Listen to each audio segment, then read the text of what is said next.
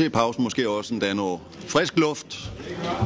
Good, thank you. Let's start. I hope you all had something to eat, maybe a breath of fresh air. But I hope that you've been networking and grabbing lunch, and we're ready for the second part of our conference. So let me first welcome our keynote speakers. You are all very important participants, but of course we're very happy that Connie Hedegaard has chosen to take part in our conference. So I now give the floor to Connie. Here you go.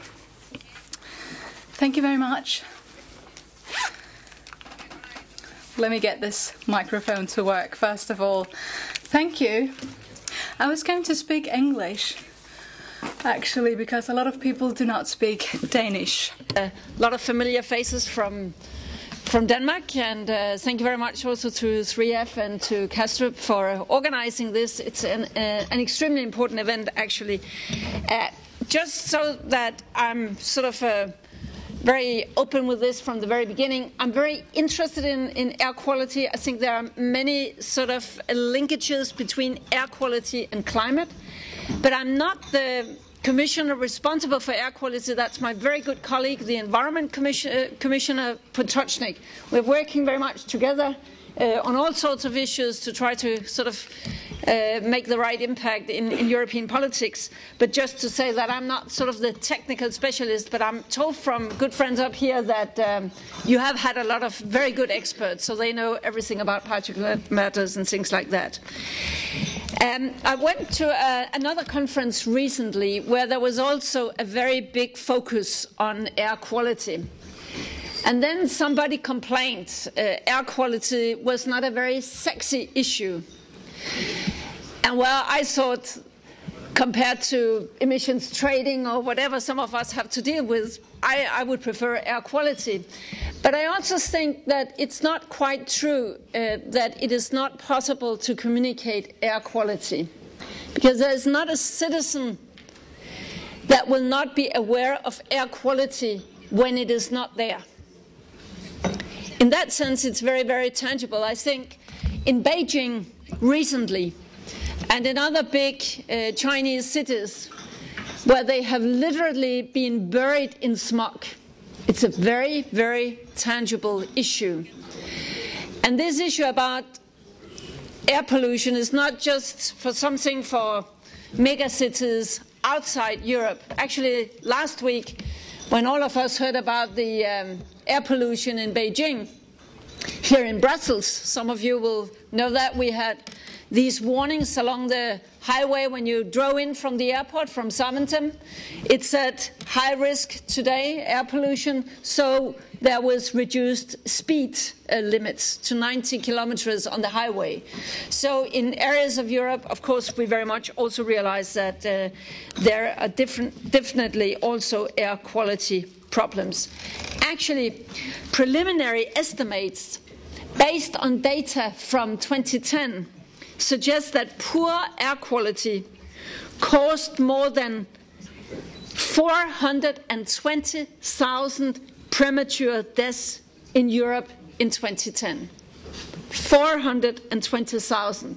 If you think about it, it's around 6 full aircrafts every day throughout the year. That's quite a lot.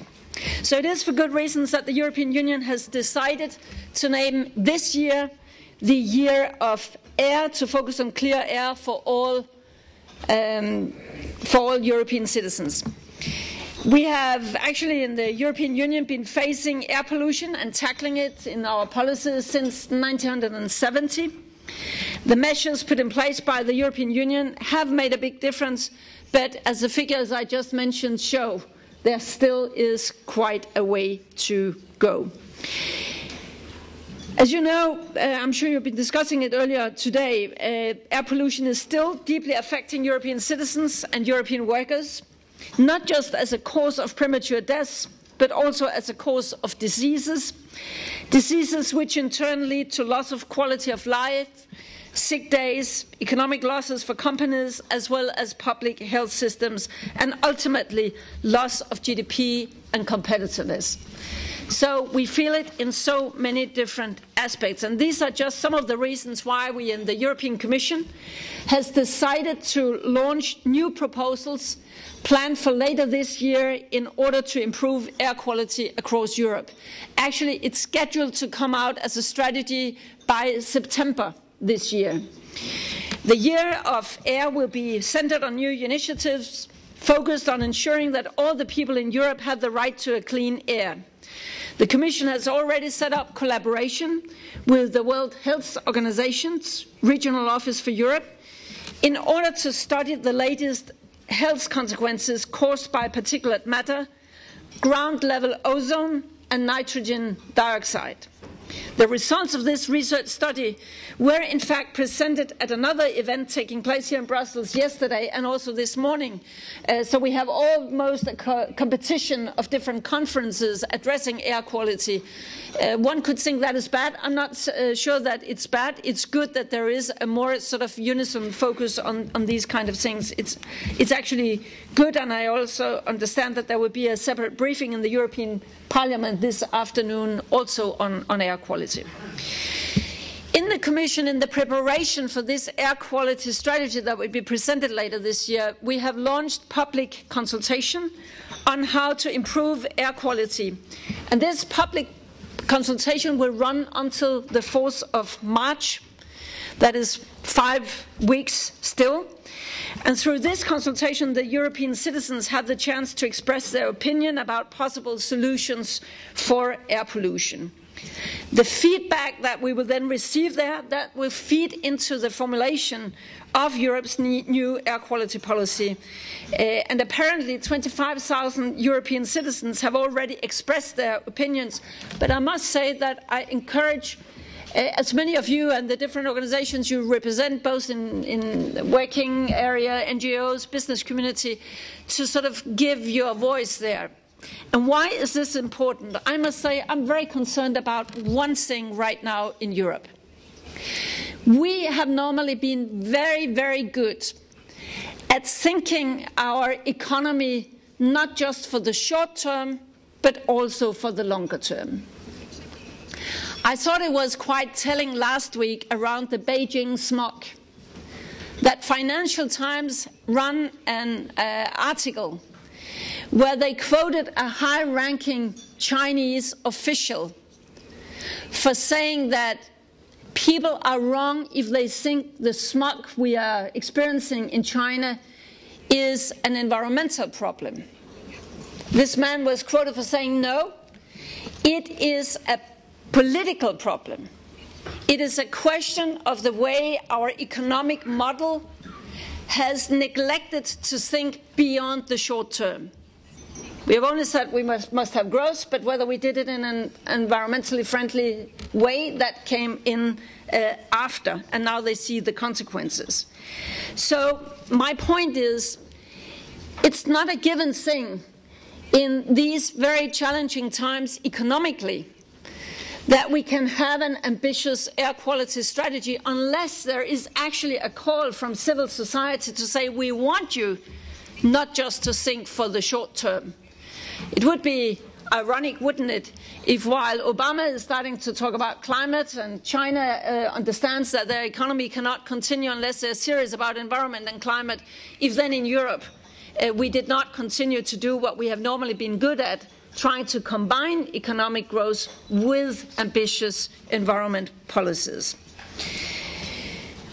Today's conference focuses on air quality in airports, and I very much welcome the aim to advance the sustainability of the aviation industry.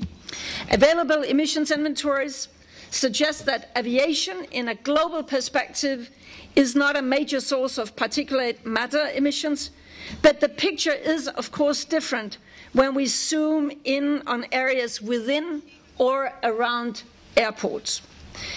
And with a projected 2 to 3 times growth in aviation transport sector over the next 2 decades, aviation fuel burn is expected to increase significantly in the coming decades, meaning that emissions also risk increasing. So this question certainly merits a lot of attention. I know that the following speakers and the panel discussion afterwards will discuss experiences and possible solutions and measures for the specific problems related to airports. So I will not go into detail with that, but I would like to make 2 key points. And the first one is that it's evident that there is scope and need for action at many levels. At the international level, for example, measures could be taken to adopt aircraft engine emission standards for particulate matter. This is in fact something that the European Aviation Safety Agency in Cologne is working very actively on, and which is already being discussed in ICAO, which is the UN's International Civil Aviation Organization. The work aims at agreeing global measurement methodologies as well as regulatory requirements by 2016.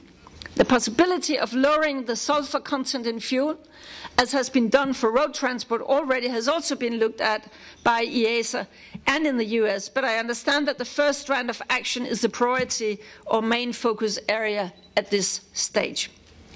But it is also clear that local action at airport level will often be both quicker to agree and potentially also more effective. Both emissions and exposure levels depend on how airports are designed, how they are equipped, how aircraft are operated, what and how ground equipment is used, etc., etc. So that's very much a job also with the individual airports and gates. Both airlines, airports and ground handlers, as well as their employees, can make a difference here. And finally, in this first point, we must remember that poor air quality standards in or near airports can be caused by emissions from all airport activities and other significant regional or local sources, not only those from aircraft. All these emissions should be considered in addressing the problems, not just those from aircraft. So the relevant national, regional or local authorities also have a role to play in minimizing such contributions. The second point I wish to make concerns the link between air quality and climate change issues. Actions taken to mitigate global climate change affect air quality as well as the objectives and costs of air quality policies. And I would say that there is actually an increased focus on this. For instance, one of the more recent international initiatives that have been taken, that is on what we call short-lived climate forces and black carbon. That's just one example that it dawns on people that issues here are interlinked. And I think there is a growing awareness. We have air quality there, we have international climate issues there and climate policies, but I think among decision makers there is a growing recognition that we need to tear down the silos and start to think things in a much more coherent manner. I know that there would be some that would argue that there will also be trade-offs. A point that, for example, aircraft engine manufacturers, fuel refineries, or atmospheric chemists will most certainly not fail to point out when discussing certain measures, including the ones I just mentioned. But this said, that yes, there might be trade-offs. The vast majority of measures that we can think of will tend to be to the benefit both for the climate and for air quality. And that is actually the kind of solutions we must be looking for. When money is scarce, the potential to invest in things, of course, when you look at different challenges, you must try to take care that when you come up with solutions, then you try to find the tools that can, so to speak, hit several flies at the same time. And for instance, reduce fuel consumption. That is clearly both good for both things. So there are many things where there are co-benefits. And I think one of the big challenges we have also vis-à-vis the economic community is how can we prove the co-benefits also in economic terms? We all with common sense know that if you have better air pollution, air quality, less air pollution, then it's good for health. But how can you sort of prove it? How can you, when you make the decision that you want to sort of do this instead of that, how can you include in the decision-making the health the potential health co-benefits. That's just one example that I think we should think a bit more cross-cutting when we are talking about societal challenges. I'm not going to bore you with a long speech about what ICAO can do here. They can do a lot. They also has compiled a catalogue of operational measures to reduce fuel consumption. It's very good. The airport carbon accreditation from ACI Europe's program was launched back in 2009, has a focus on some of these things. So there are good initiatives out there. But I would like to end my presentation by highlighting one very, very important aspect, and that is on the pricing. The way we price emissions, the way we price pollution, and in short also the way we measure growth. What is growth? And I know that it easily sounds sort of like some hippie thing, but I think that more and more economists understand that to get the pricing right is absolutely essential, not to make good projects out there, not to make good standards, but to take them to scale with the speed we need. As some of you have heard, we have tried in Europe to address emissions from aviation through an emissions trading scheme. To make a very long short, it was not so that all other countries exactly loved that piece of legislation. They actually hated the thought that suddenly they should pay for their climate pollution. And they hated it so much, this regional scheme, that they suddenly said that then they wanted a global scheme much more, even those who have been fighting a global scheme for many years. And now we have sort of taken them on their words and said, okay, then let's get started to create this global scheme. Let's give it another chance. And right now, while we are here, we have people in Montreal at the International Civil Aviation Organization, where they are trying to negotiate in a high-level group what could be a global way of dealing with emissions from aircraft. So I would say that when it comes to pricing emissions, this is part of the normal political discussion. We have tools for doing that. But I think we need to take it further. We need to price pollution. And as I mentioned, this GDP, and I will just finish with giving spending 1 minute on that. Why is it that this pricing signal is key? Why should I, if I'm in the industry and it's tough times, why should I invest in these things? What is the incentive?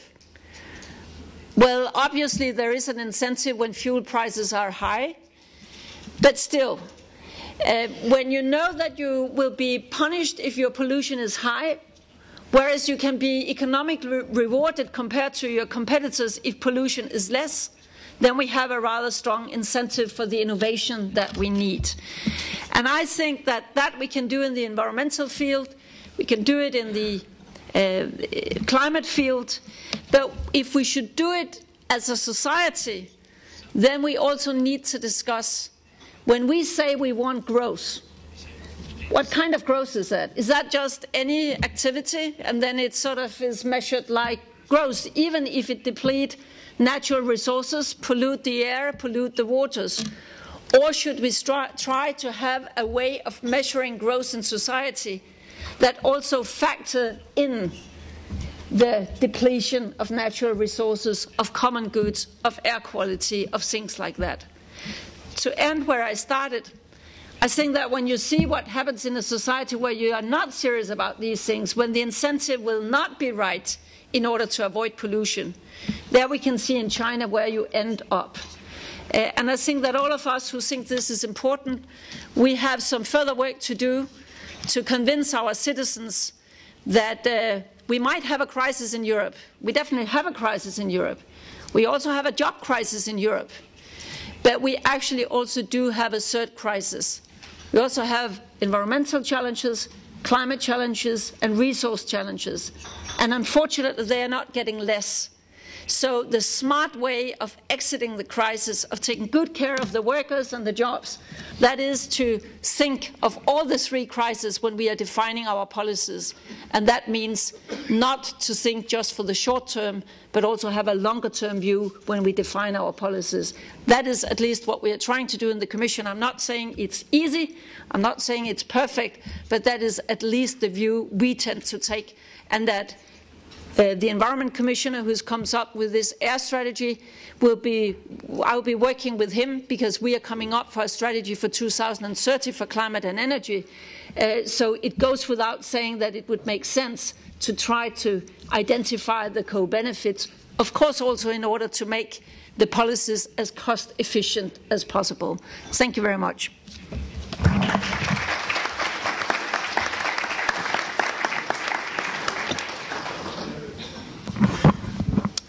Ja, mange tak. Thank you very much, Connie Hedegaard. We will now take questions, and like before, please be precise and not too long. Who wants to place the first question? Yes? Meget inspirerende.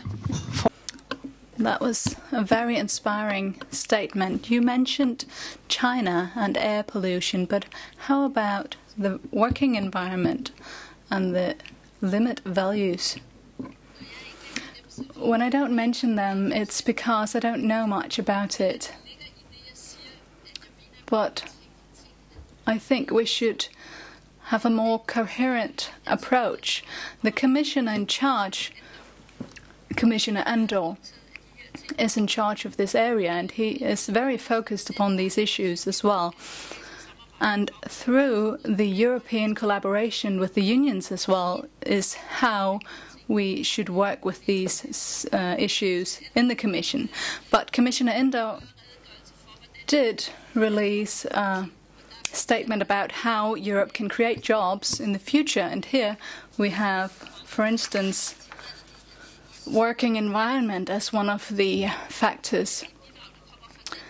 So the entire contribution from that side of things, that is something we're focusing on in the Commission. Someone might call it red tape, it's bureaucratic, and of course it should be reasonable, but basically there's a great understanding that when we are skilled in Europe and when we are competitive, in spite of all, it is because we have had a coherent approach. But I can also feel a certain nervousness. We see that in Denmark too. If we don't see a turnaround in the development, then people start thinking, how are we going to go about this? And it's very important not to look at economics and competitiveness in a too narrow sense, because our skilled workforce is one of our great achievements in Europe, and also our environmental standards. And we know how to tackle these problems in a decentralized manner. So that is something we should keep up as well in our welfare states. Ja. Søren? And Søren? Thank you, Connie Hedegaard. That was quite interesting. Could you tell us more about the Air Quality Directive in two ways? Firstly, how much, when it comes to air pollution in airports, will be part of this directive? Is it even at that level? And my other question is, what do you expect to be the barriers when it comes to the time frame of this procedure? Because I think from the European Parliament side there will be great support for this matter, but where do you expect the problems and what do you think the time frame will be? The time frame will be September. That is our estimate for our proposal. And then the barriers will there will be elections for the European Parliament, and we'll see how far we get before that. Of course, we will not conclude negotiations before the elections, but to Commissioner Potočnik, it's very important that within our mandate, within the next few years, we will have something on the table. I can't go into the details. I'm not sure if the DG Environment even know. But when you ask what the primary barriers will be, well, the costs, of course. And with good reason. There's an enhanced focus on costs these years. And if we see a very expensive proposal for how to achieve better air quality, then it will be difficult to get through Commission. But then how to get that through 27 member states? And from my experience in the climate area, and of course you say that things will run smoothly through Parliament, but I think that what it will require is very strong input about how can we solve more problems at once, how can we achieve good air quality and do something good for health and climate in a cost-effective way. And I think that is the only thing that can carry this whole project through. Otherwise, people will be nervous as to the costs. You know, with our problems in Greece and Spain, etc. Now the Commission adds on even more bills while we have to cut back on everything else. So I think that will be the strength of it, if we are able to show how it will benefit us. Yes. We can take one more question for Mrs. Hedegaard. If you have a question on hand? No? Then I would just like to thank you once again for coming. Thank you.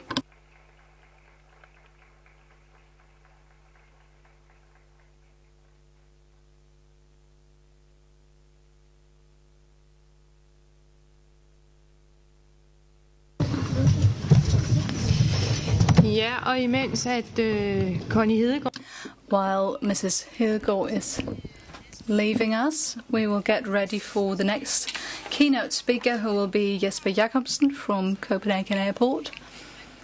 We've had a great cooperation with him, and we still do, when it comes to achieving good air quality in the airport. Welcome.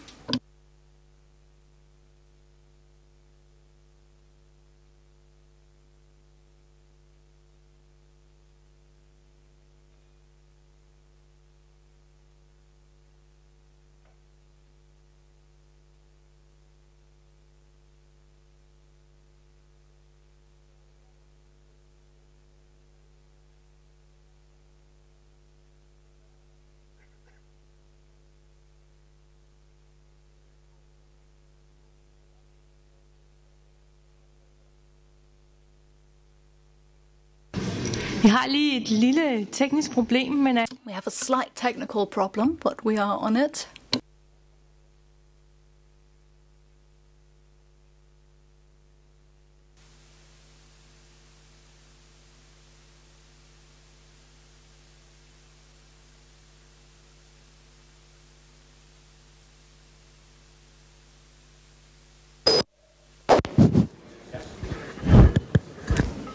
Hello. So, my name is Jesper. I'm responsible for the Copenhagen Airport Air Quality Program. And I'd like to tell you a little bit about how we are doing it and why we're doing it. And this presentation aims to sort of tell you about how we try to reduce the air pollution to get better air quality at the airport.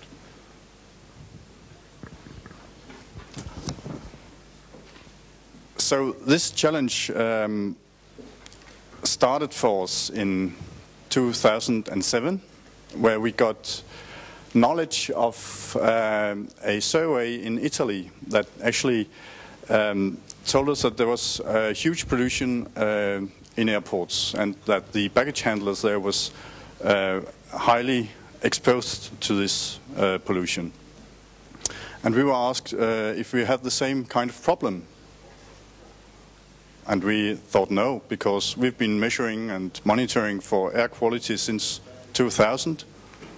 And we've been also reporting these parameters that are necessary for authorities, and never saw any exceedance of limit values. So we didn't think we had a air quality problem actually.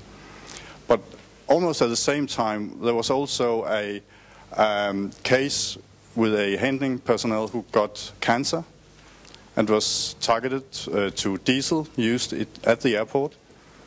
So we thought there might be something about this. And we started a thorough investigation on air quality and air quality parameters. And actually we made this report that finished in 2011, and a lot of these parameters that we have limit values for, they actually are not exceeded at the airport. But we also measured for ultrafine particles. We don't have any authorities that ask us for this, but the survey showed us we had high amounts of ultrafine particles. That's kind of a surprise for us. We also saw that there was some spreading outside the airport. We have monitoring stations at the boundary for the airport, and we also have a monitoring station in the central airport. And at the boundary, we found out that we can see some spreading of ultrafine particles, but it's not as high as on the central apron. And one of our main challenges is here that we don't know what we have to accept. We don't have limit values for this kind of pollution. So something has to be done, we thought. Next one.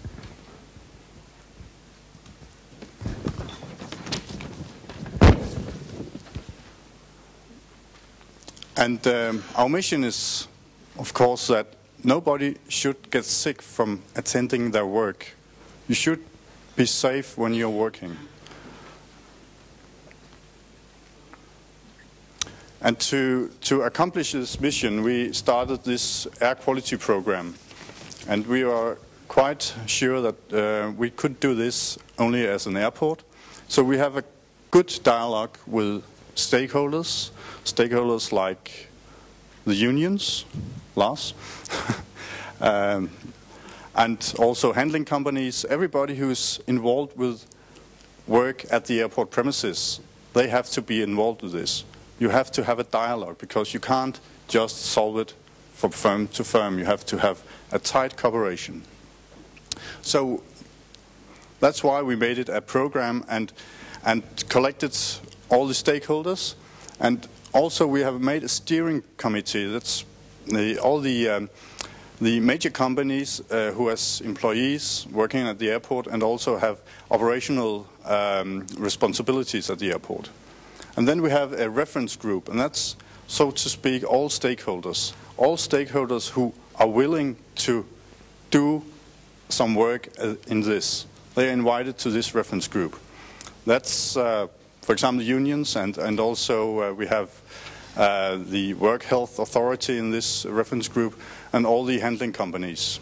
They are invited to join us here, and also in the working groups. So we have a broad basis of having solutions.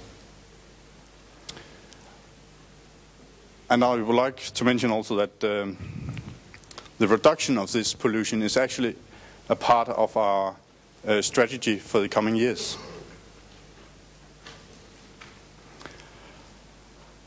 So what are we doing? we made a workshop where we tried to identify different kind of actions that could limit this pollution. And we found out we had some short-term actions, long-term actions, and also some lack of knowledge. So this was integrated in an action plan with 25 projects. These 25 projects are handled by 4 different working groups.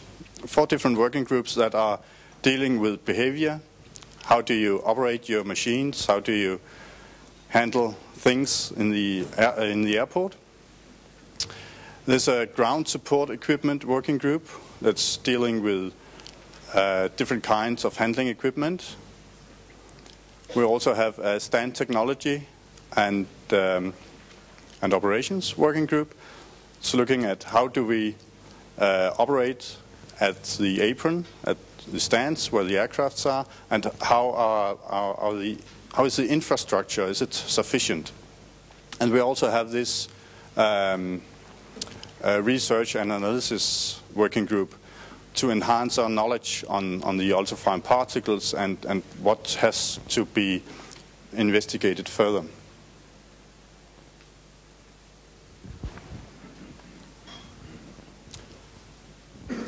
So this working group is mainly focusing on short-term actions, so to speak. Short-term actions where we, by just changing our behavior, maybe could limit some of the pollution. And one of the actions in this is to targeting the airlines, to keep them aware of their use of APUs. APUs, it's an auxiliary power unit that almost every aircraft has, that gives it power and electricity during the parking on the stands. It uses the same, it's more or less a little jet engine, so it has the same exhaust as a main engine, and it also has a lot of ultrafine particles in the exhaust. So to limit the APU usage will help us a lot.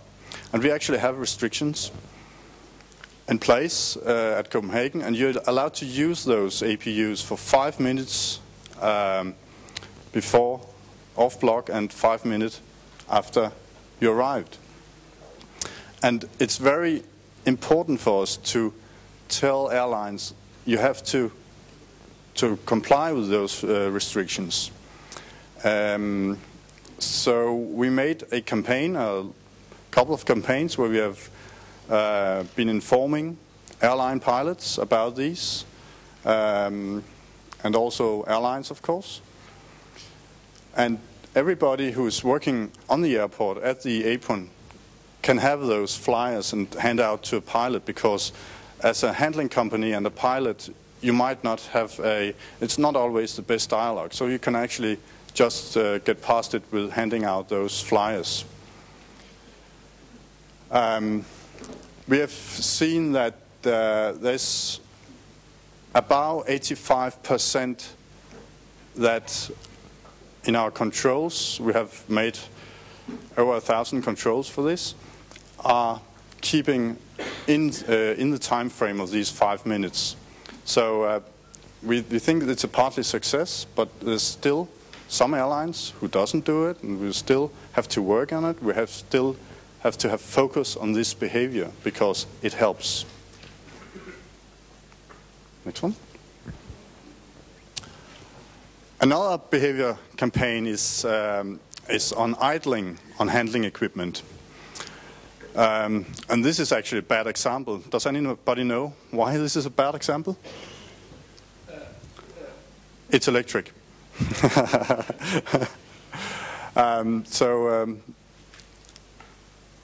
We try to have handling personnel to be aware of shutting down the motors so you don't emit your exhaust to other handling personnel. This can have a quite high reduction of ultrafine particles at the apron. as Kåre also showed in his presentation, the part where you had where you have pollution from aircraft and from handling equipment. It's part from our survey that we ordered by the Danish National Environmental Research Institute, and that showed us that at the stands you actually have the most, or about 50% of the pollution from the handling equipment. So it helps to do this. It helps to shut off your engines. And this is also done by a campaign where we hand out these and candy and so on. And we also, for the moment, we are having a dialogue about this where leaders from the different companies go around in the airport at various times and have talks with the handling personnel, so that we all remember each other, that we can actually have a great impact by small means. So we also, this work has actually been done since 2007, where we try to have better handling equipment. We have made this agreement with the handling companies that we should have targets for better equipment. And this is actually a good example. The stairs here, they are driven by an electrical motor and can be plugged in for charging, and then when you want to disembark this airplane, you can just drive it to the door without any exhaust at all. But in this work, we have tried to make a target for all the handling equipment, and it started in 2007, where we had a ratio of about 47% of green equipment. And now, this year, at the audit from 2012, we are at 75. We actually had a target for 70, so this is a quite good success, I think. What we're working on now is actually to make another definition, a more green definition, because the other one is actually 5 to 6 years old, this definition, and might not be the best in these times. So now we want to introduce this, or we have introduced a new definition for ultra-green equipment, as we call it. That's a blue one. It's not very pedagogic, I know. But at this point, we are actually having a ultra-green equipment percentage of 50. I was quite surprised that our equipment actually is that good. And this will be one of the main tasks for this group in the next coming years. We also have a working group regarding stand technology and operations, and this one is about single-engine taxi. Single-engine taxi is we try to have a way of ask for rule for aircrafts operating with as less possible engines as possible. This is one engine, and we had included it in the aeronautical information paper for Copenhagen Airport.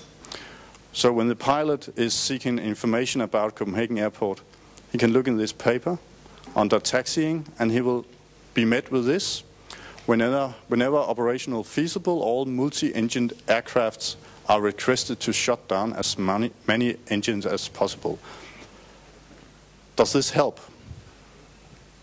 We made a theoretical estimate that on the central apron, this will reduce the amounts of ultrafine particles with 22%, if everybody does this.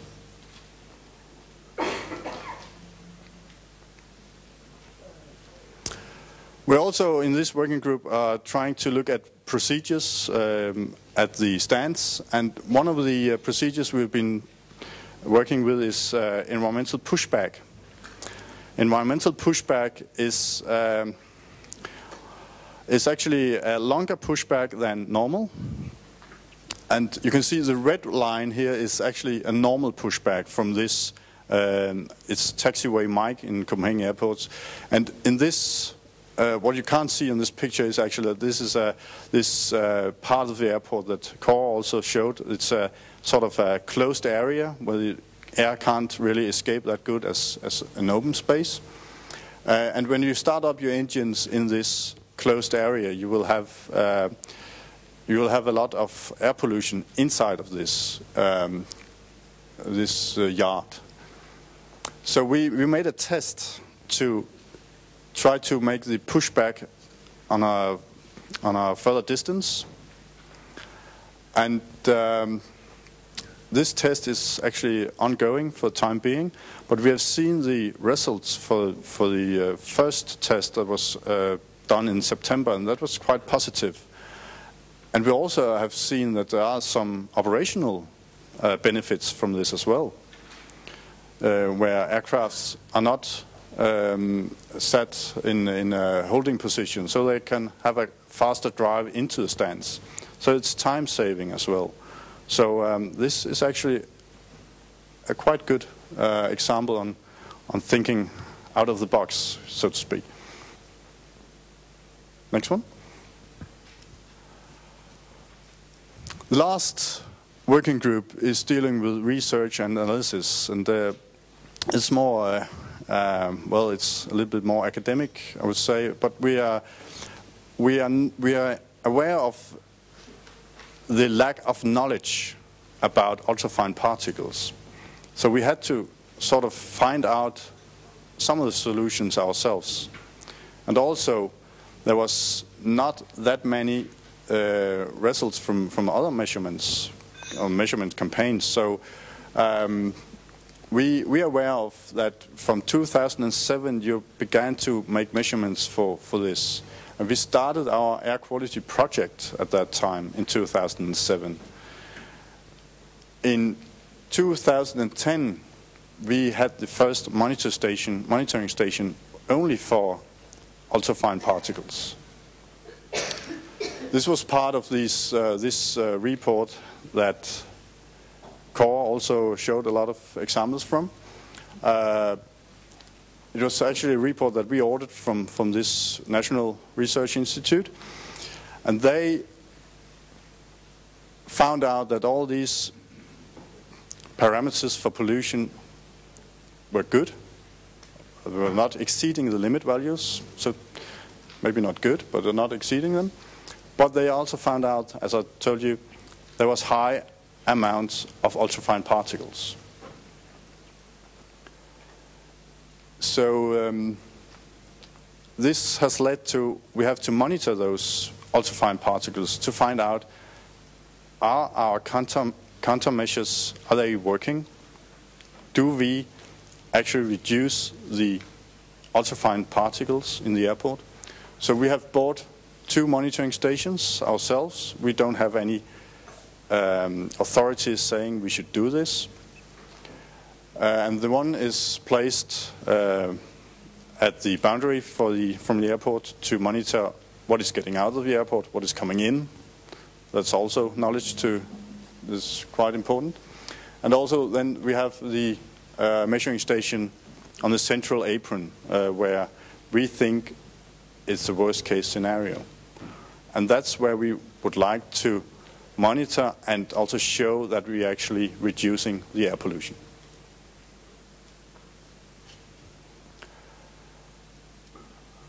Another thing I would highlight here is actually the cohort study. This is quite important, very important, and we are supporting it alongside with the unions. It's a study that aims to find out how is the picture of sickness regarding all these baggage handlers or all these workers. It's not only baggage handlers, there's also a lot of security personnel in this cohort study. It aims to find out, is it dangerous? Or how dangerous is it, I would say. And it's due to be finished in 2015, as I know, and maybe we'll have some preliminary results before, I don't know. But this will give us a lot more information on the situation. That's it. I think questions are afterwards, isn't it? Yeah. Ja, tak skal du have. Thank you very much, Jesper. Now we're getting ready for the next speaker, Lars Basu. When he's not in Brussels speaking to us, he's sales manager in a company in Denmark, known within civil aviation as a supplier of equipment, including vehicles. The focus today is that we have asked Mr. Basu whether they're ready with green solutions if the demand is there. So tell us about it, Lars.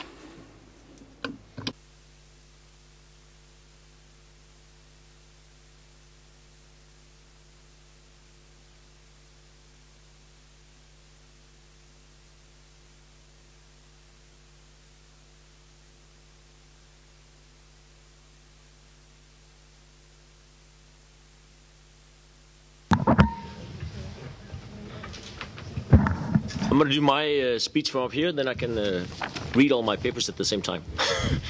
Thank you very much for allowing me to come. I know that I'm sort of representing the bad guys here, since since we are the ones contributing to a lot of the problems that we're discussing here today. What I was trying to do is to say, yes, there are some things that already have been done, and there are lots of things that can be done. But just briefly about who am I and why am I actually here. So can we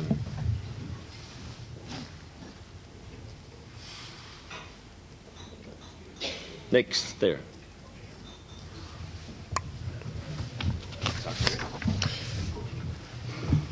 Just briefly, Vestergaard Company is a private company in Denmark. We are some of the leaders in ground support equipment. We've been there for about 50 years. It's privately owned. All the working places are in Denmark. We have just opened a little factory in Thailand, but other than that, all the jobs are in Denmark, and they're all rather high paid. So it's that's part of the story here as well. And one more, just to say, we're basically all over the world with our equipment. We have, as you can see in the center there, supplied at this point more than 1,100 de-icing units and over 400 lavatory and water trucks around the world to various airports. So that's really the reason why I'm here, to be able to talk about some of these things, since we obviously are a main contributor to pollution and particles and everything else in the airports that we're talking about here. So what I'm going to say here is the green approach. Oh, one more slide. Yeah. Didn't come? Oh, here we go. The green approach that we're taking, it's not focusing so much on the particle pollution that actually is the focus of this conference.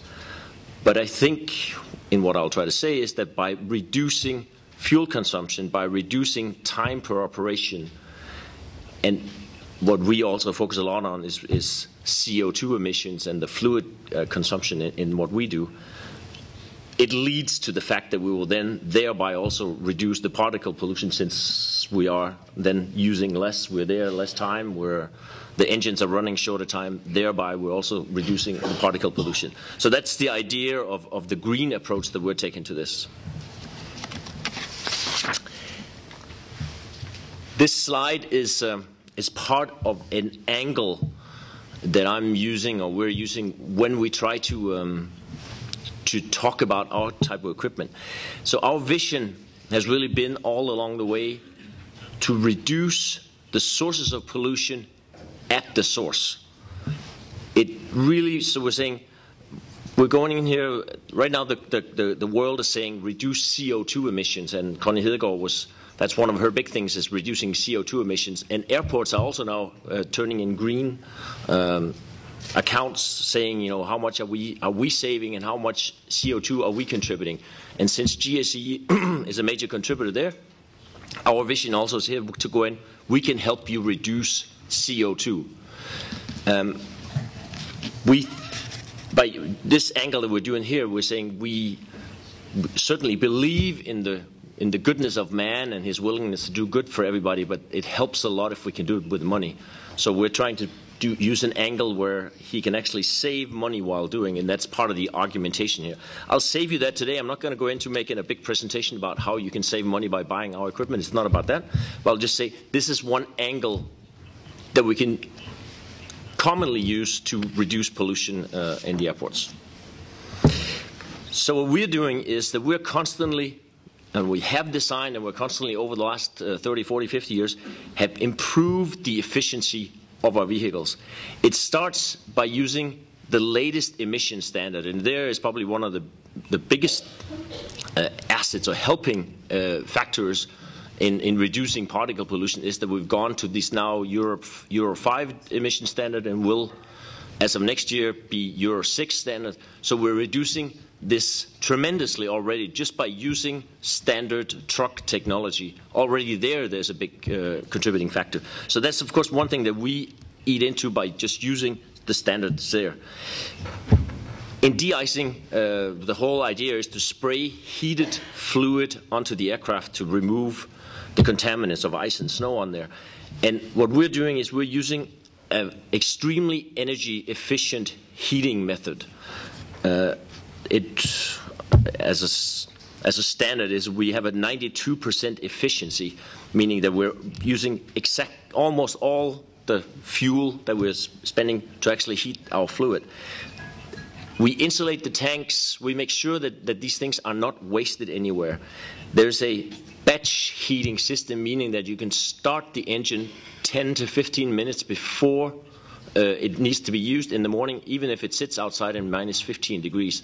So thereby we reduce the idling that we talked about before. We reduce the fact that they have to sit around forever and ever to be warm before we can actually use this system.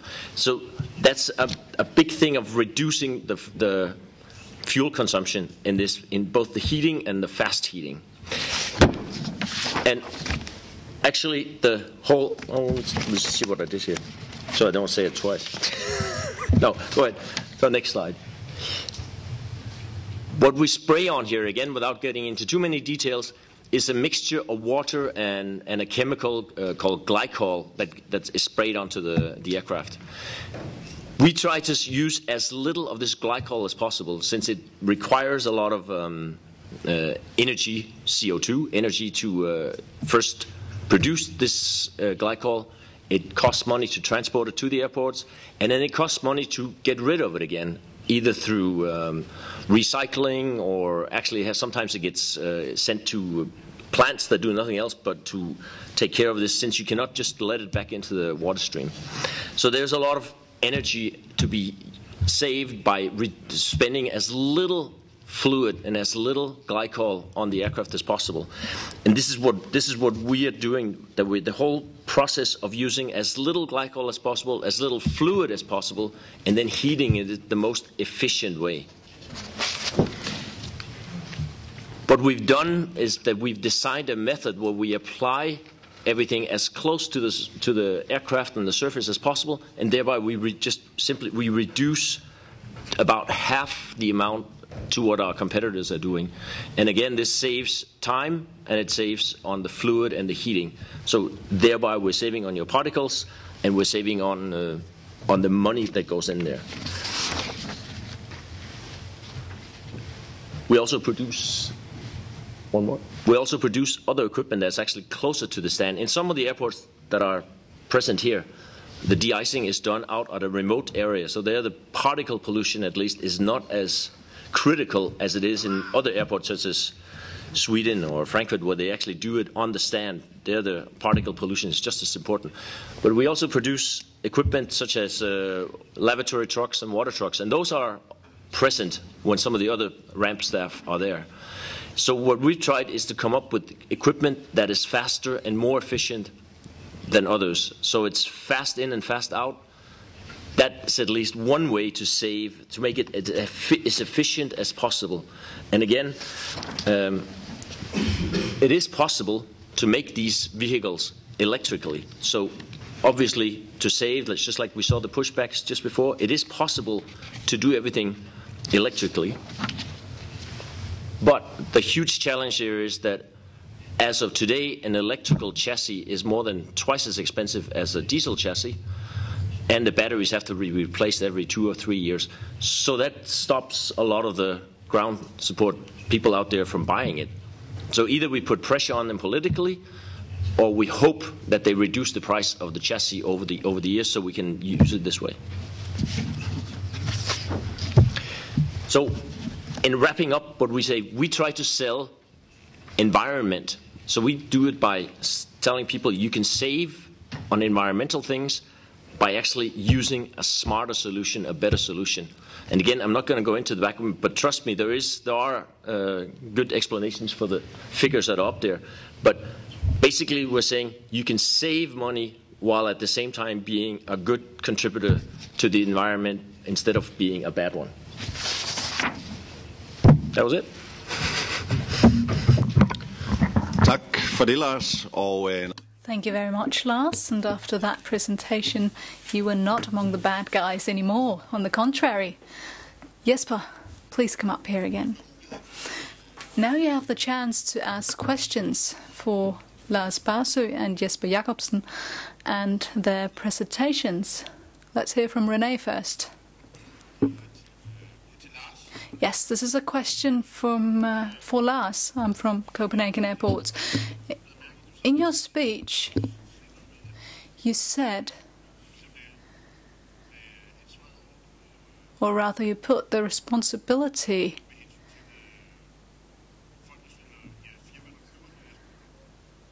on the companies buying your products. You showed a picture of a lorry that cost the double, and so on and so on. But what about research in order to make this development cheaper? Well, I think what I'm saying is that typically we are in correspondence with the producers of the chassis. Like the chassis of a Renault is the same all over France, but they have chosen to pay double price. And it's great that Air France will do that. But we couldn't make the ground handlers in Copenhagen Airport to do that because they think it's too expensive. So we could do that, but we can't do much else except presenting the options. And then if our customers will not pay the price, they will find another supplier. And at any rate, we won't sell anything. So we would rather see that Connie Hedegaard and all of you will put on the pressure to make them buy environmentally friendly equipment. And Jesper has a question. I'm glad René mentioned this issue. You said they had to change the batteries every 2-3 years. And as I understand it, these batteries are just as expensive as the vehicle itself. Is that true? Well, when we say that the chassis is twice as expensive, it is that the battery is costing the same, so that means it's the double price. But of course the price is improved all the time. But yes, it is true that it is half the price of the vehicle when you need to change the battery every 2 or 3 years. Yes, and the ground handlers in the Copenhagen Airport are not easily tempted. They will probably not change suppliers anytime soon. Merci beaucoup. Je suis physicien informatique. Thank you very much. I'm an IT expert and a physician. I'm Stella McGuigan. I've measured hazardous emissions around a pesticides plant. And hence my question, have you measured hazardous substances? Or what are these hazardous particles or ultrafine particles around airports between 500 and 1,000 meters? It's not just at airports that you have this pollution. It's around the airport as well. And so if you have it around the airport, you can put the question in a different fashion. And my second question, are there airport activities that produce pollution unrelated to jet engines that would need to be taken into account as well? Det kunne godt lyde som om det var til dig. I think that's a question for Jesper.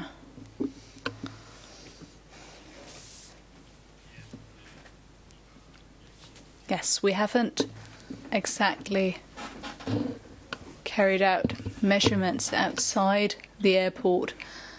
We've measured the values at the borders of the airport. We have only measured the ultrafine particles. They're very hard to analyze chemically, but we do know the values at the borders of the airport, and it varies according to the weather, especially in Denmark, where we have quite strong winds occasionally from different directions, but it is measurable. With regard to other substances from other activities within the airport, we focus on diesel engines, handling gear, and planes. These are the two primary sources of emissions at the airport. Ja, tak. Henrik. Thank you, and Henrik. Thank you. How do we kickstart this development? Jesper, what are your thoughts? What can the airports do? Can they play a more active role? Can they place stricter demands? Not only your airport, but also others. Maybe you can only speak for yourself, but maybe the airports could have their own equipment and finance the development of new equipment so that it would be mandatory for the handlers to use this kind of equipment. Was that a way to go? Another question, it might be for Mr. Basu. Do I understand correctly that not all equipment at the airport today even has diesel particle filters? As I understand it, there is still a lot of equipment that is not living up to the same requirements as, for instance, new vans and lorries. Well, of course, I can't speak for any other airports than my own, of course, but a way to kickstart this development would be to make it profitable. It should be a win-win situation, specifically in times like these, where the pressure is on when it comes to the economy. But whether it would help to change the way we own the equipment, that would be interesting to take a closer look at. Copenhagen Airport has chosen to buy some equipment that we are then leasing out. And that has been a welcome change, but at a broader scale, it would place other demands on us. We're not even one of the biggest airports in Europe, not to speak about the entire world, but it would take quite some logistics to own our own equipment. And I'm sure the handlers can do that better than we can. And we're not allowed to do the handling activities either. So it's that simple.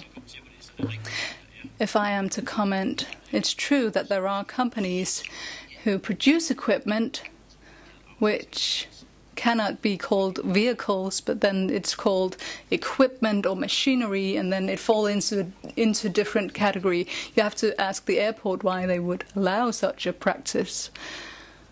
But it's true. That could be the next question if we had more time, but first, Finn Skov has a question.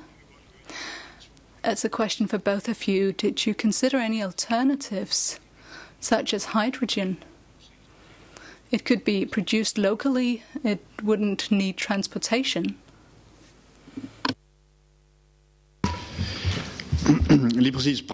Exactly. Well, I considered, but we are looking at alternative fuels. That's part of our CSR strategy, is to look at what could we make use of alternatively. And of course we look at electricity for the smaller vehicles.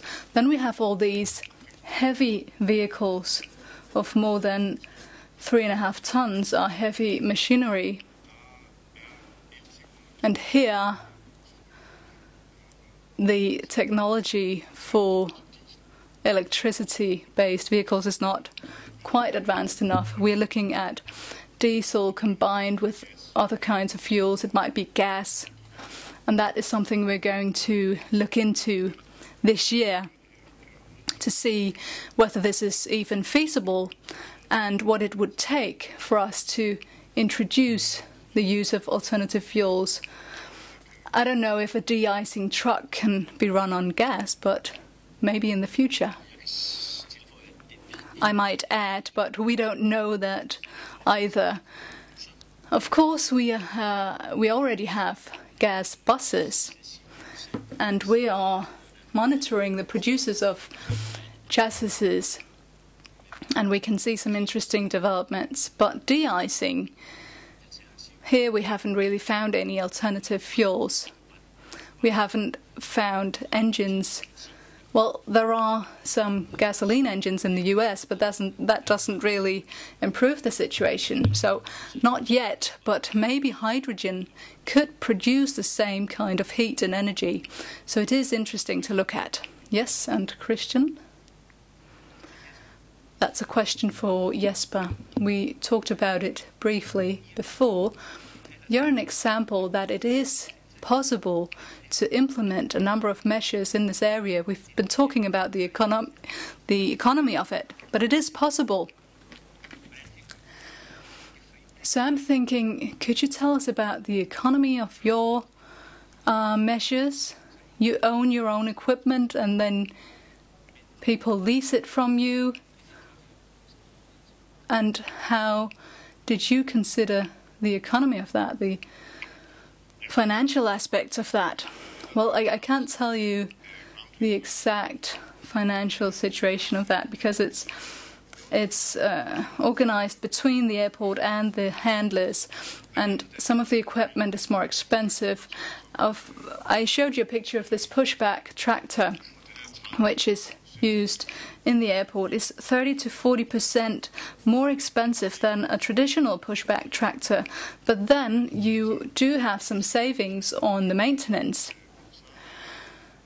We made this purchase, and that was probably a profitable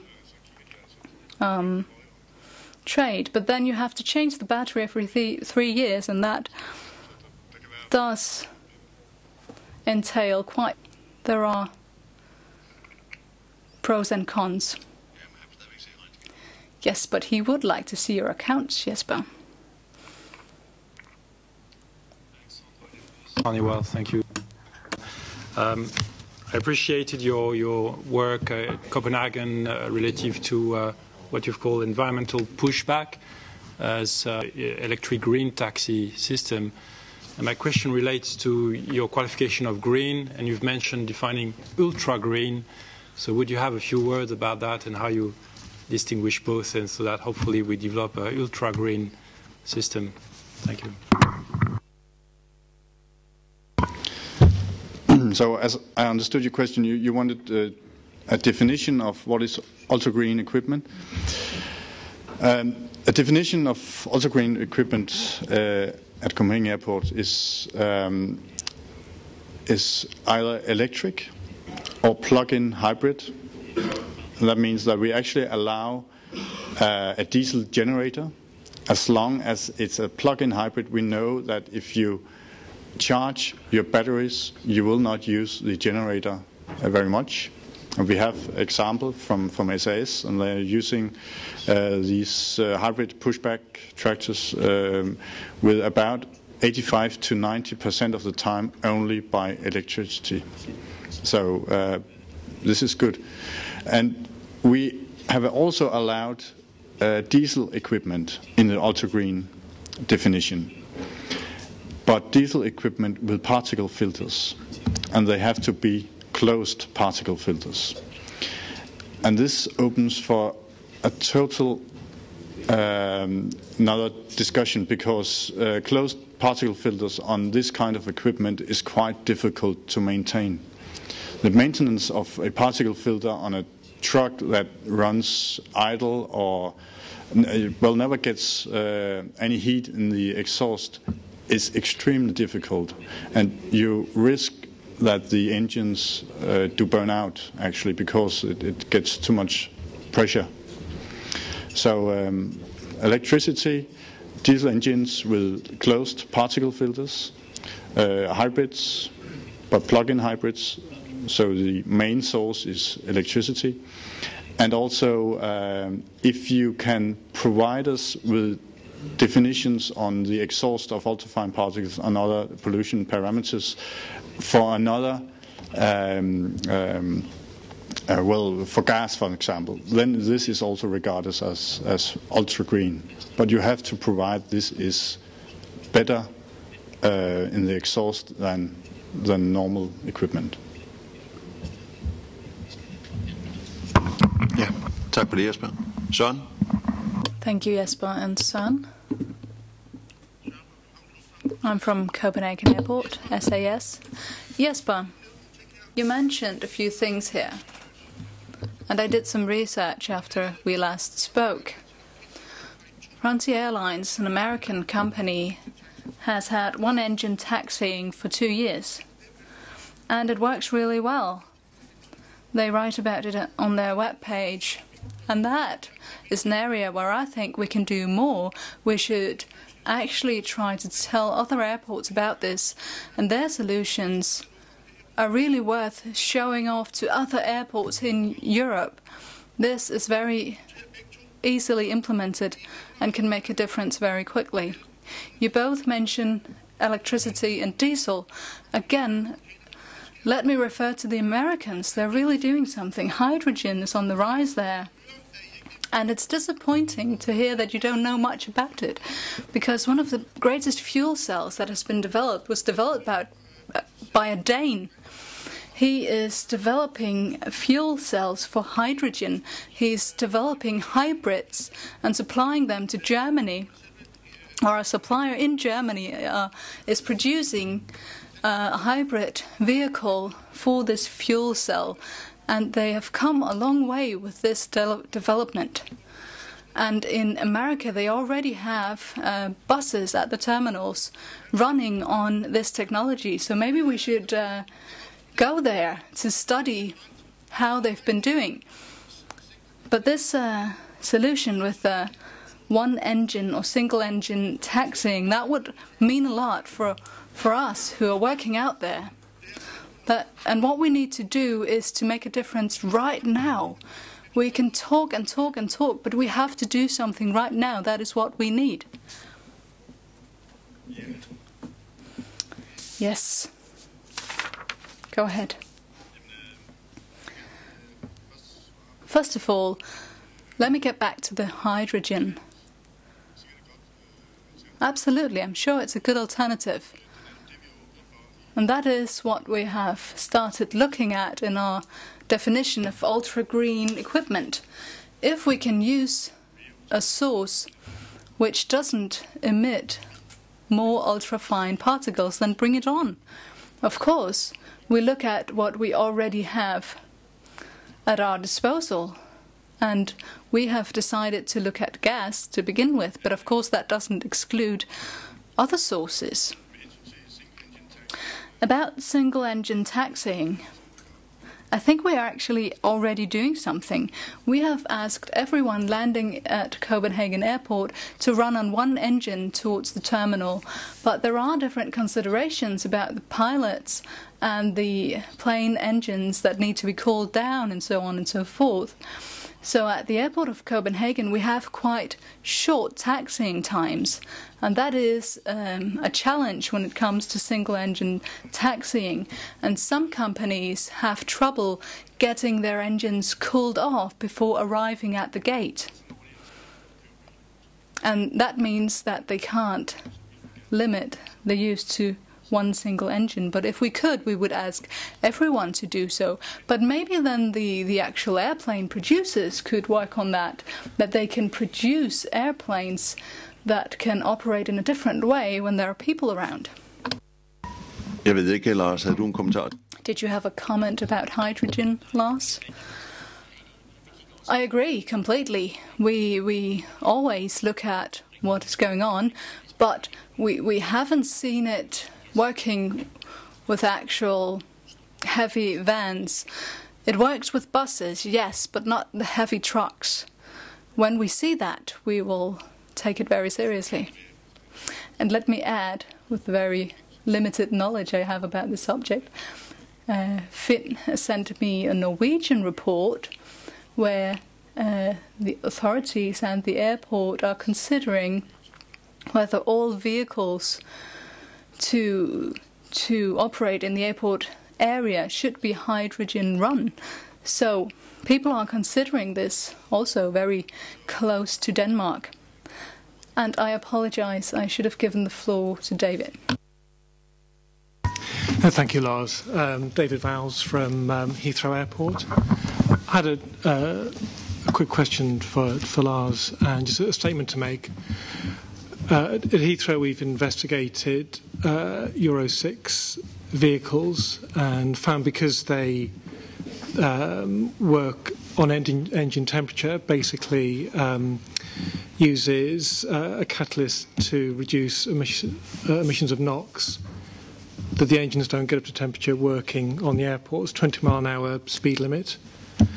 And basically, the emissions, we think, are more akin to Euro 1 or Euro 2. So going for cleaner diesel technology, we don't think is working. So we are looking at zero-emission vehicles. At the moment, electric is the obvious choice, but we are looking at hydrogen as well. We're involved in a number of projects. One of them is European-funded called HyLift, which is looking to deploy 200 hydrogen fuel cell baggage tugs across European airports. It's going to, as it's been said today, bringing that sort of change across European airports is going to take many years, but this is, I think, a good start, which we can all learn from. Ja, tak skal du have. Thank you very much. And Stig? Yes, my name is Stig Killert. I'm working at Copenhagen Airport. Vestergaard is telling us that you produce electricity and it costs you some money, but we have some employees here.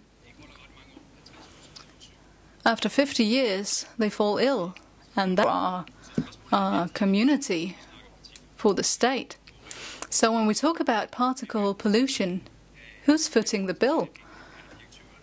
Or who should profit? Should it be the CEO of the company, or should it be put back into the society so that we can pay for our sick employees? We all want electric cars, but we don't want to buy them because they're too expensive.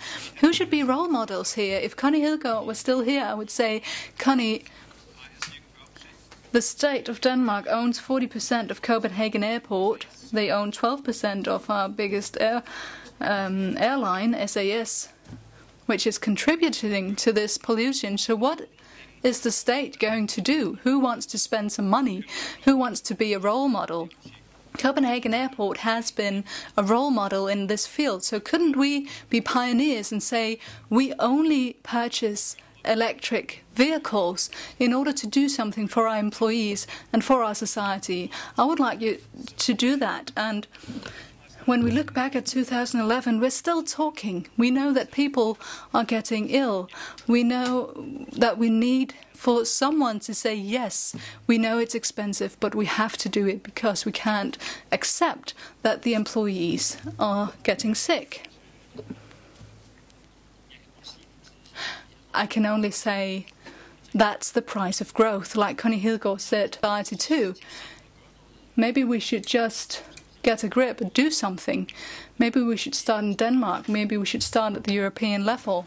And that's what we're discussing here, but I agree. Something needs to be done.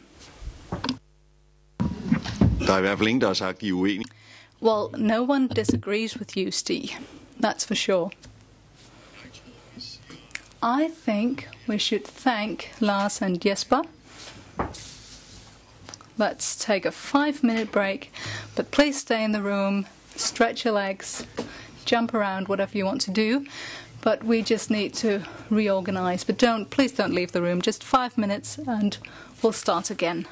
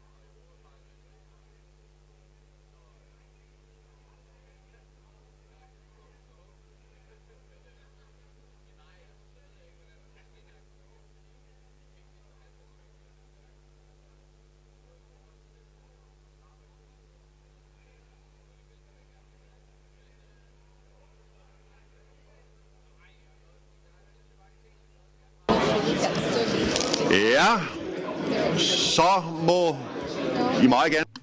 All right, please return to your seats. Please return to your seats.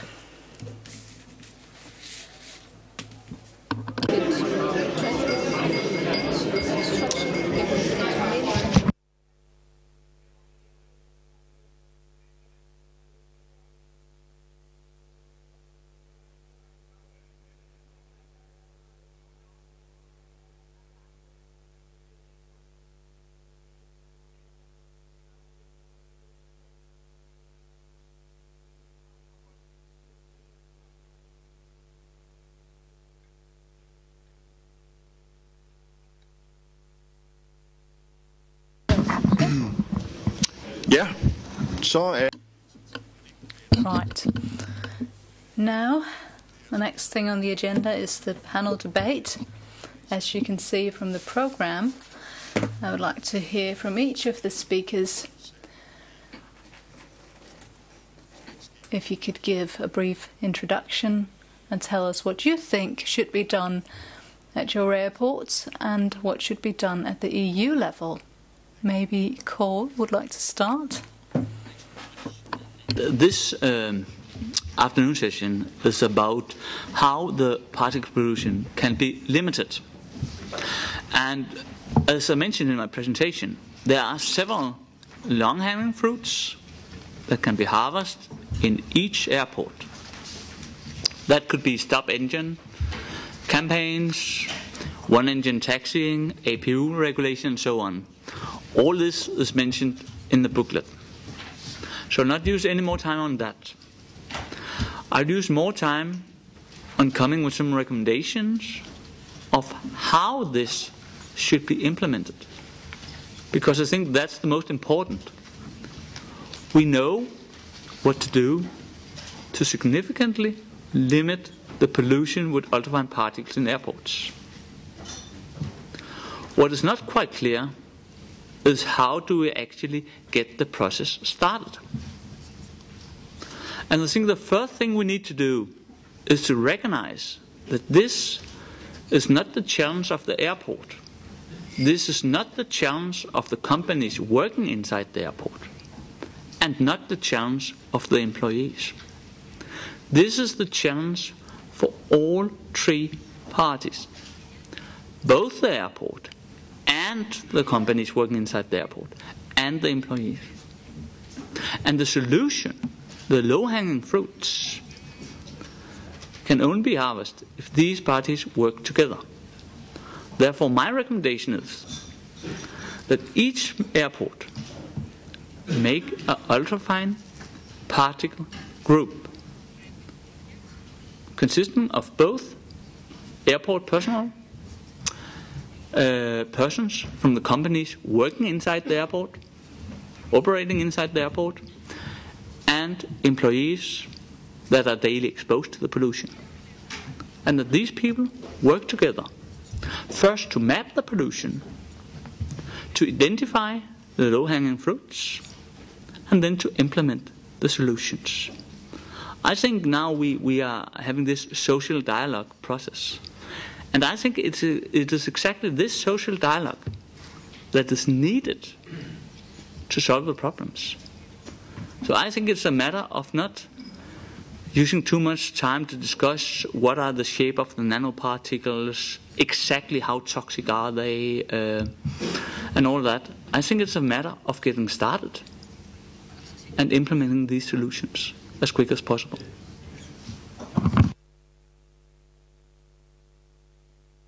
Ja, så giver vi ud til Søren Søndergaard. I'll give the floor to Søren Søndergaard. Thank you. If we are to solve the problem we're facing and that we have heard about today, I think it's necessary to use the entire spectrum of solutions. We need to act locally at the individual airport, the low-hanging fruits. At the national level, why can't we, at the national level, ban the use of diesel engines in airports, for instance? That could be done. So at the national level, we can do something too. And at the European level, we need to act as well. And of course, we need international guidelines from ICAO, for instance. So what can be done at the European level?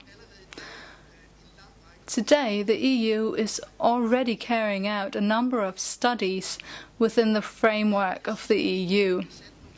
I think it's important to specify the deadlines for these studies. We need to know the sources and the consequences of the pollutions and what the solutions are. We're studying and researching year after year, and that's a problem. We need a time frame. We need to reach some very strict limit values when it comes to emissions. I think we need minimum requirements so that the countries can go further if they so wish. So what is the next step? How can we proceed in that direction? Here I think we should make use of the fact that the Air Quality Directive is due to be revised in December of 2013. That means that the Commission will put forward a proposal. We do not know this proposal yet, and we heard from Commissioner Hedegaard that it wasn't quite clear how extensive this proposal would be, but it's a good opportunity to raise some of these points. The deadline is at the beginning of March for the hearing procedure, and we should make use of this hearing procedure in order to put forward all of our ideas and solutions so they can serve as an input for the Commission and a basis for our discussion when the time comes. Of course, it's important too that we put pressure on them, and especially the unions and the workers. If you do not put the pressure on, someone else will. There are great interests at stake here, economic interests. And of course, some might not think that it's great having too strict requirements in this area. So it's important that we have a bottom-up pressure. Of course, we regret that Commissioner Andor couldn't be here. And we regret that no one from his directorate could find the time to be here. Of course, the Commission is busy, but that they couldn't even get someone to come and read a statement about where they are in this process. But maybe we should come to them. I think it would be great if a representation of the participants here today would send a letter to the Commissioner saying, whenever you have the time, we will come to you and we will tell you about our discussions here today so that that can serve as an input for the revision of the Air Quality Directive. Thank you very much, Søren. The next speaker in the panel is Christelle Damar, representing the organization ACI Europe. Welcome. Thank you very much. Good afternoon. I would just start saying a few words about ACI Europe. I would understand if you're not familiar with the world of trade associations in Brussels. So our role basically is to represent airports in Europe. Our members are located in 42 different countries, so it goes beyond the borders of the European Union. And of course, when we think about how to address this kind of challenges, we do think of what can be done at EU level, but we also have to use other channels to reach out to our members that are not located in the 27 EU member states. We have around 400 members in total, and they represent 90% of the commercial traffic handled in Europe. So we feel that we have the opportunity to reach out to a big number of industry members of this, of the airport industry. I am the manager for environment at ACI Europe. It means that my role is twofold. On the one hand, it is to take a position for the industry on regulatory issues, and on the other hand, it is to encourage exchange of best practices between our members. And I think this second work stream is extremely important when we talk about the problem of air pollution and local quality in Europe, but also the issue of UFPs. I would like to inform you that in the wave of the initiatives taken at Copenhagen Airport, several other airports in Europe have decided to undertake measurement of UFPs. UFPs is a new animal to everyone, so those measurements are preliminary. They will be made public next week in a study. So London Heathrow participated in this measurement campaign, as well as Zurich Airport, Stockholm Arlanda Airport, and we have also managed to get data published by Santa Monica Airport and Los Angeles Airport in the US. So what we want to do with this study is to have a reference document that our member can use on their own, or if they're asked a question. And I think it's really our first step is to make people aware. It's creating a knowledge level playing field in the industry. So again, it will be made available next week, and I'm happy to answer questions after. Mange tak, Christelle. Thank you very much, Christelle. The next speaker is François Ballesteros from the Association of European Airport Workers. Thank you, Lars. Good afternoon, everybody. So I'm François Ballesteros. I represent the European Transport Workers Federation, which has 250,000 civil aviation employees as members. So I was asked to tell you what are our views about what we can do at the European level. I think that we can take two initiatives. The first one is to carry on developing the social dialogue on this issue. We have begun an informal social dialogue together with ACI, through our Danish colleagues who met ACI representatives and where dialogue is already established. And I think that this is not enough because, as it was said during our conference, the handlers, independent handlers, represented by Aviation Services Association, and the airlines represented by Association of European Airlines must be contacted as well. In order to do what? In order to encourage our members to take initiatives in the different airports at European level, because the experience of Copenhagen is quite, let's say, isolated. It's not an experience we say extended everywhere. So we should develop the models they develop in Copenhagen, adapt it in the different airports in order to know better the situation as regards pollution and the diseases for the workers which are concerned. I think that the method developed in Copenhagen is very interesting because it is a method which include all stakeholders in the airport, and this is certainly the key of the issue.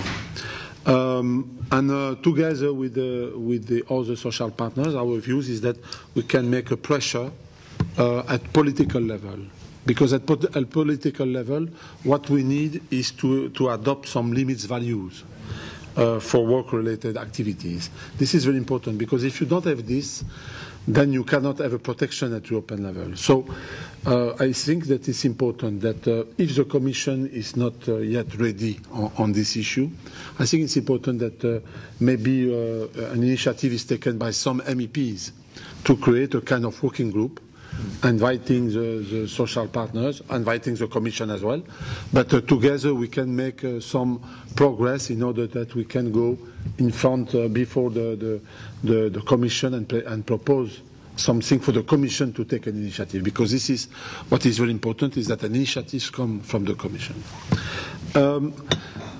Another issue which is also important is that, as certainly you know, there are some bodies related to health work-related issues, like the Consultative Committee for Health and Safety.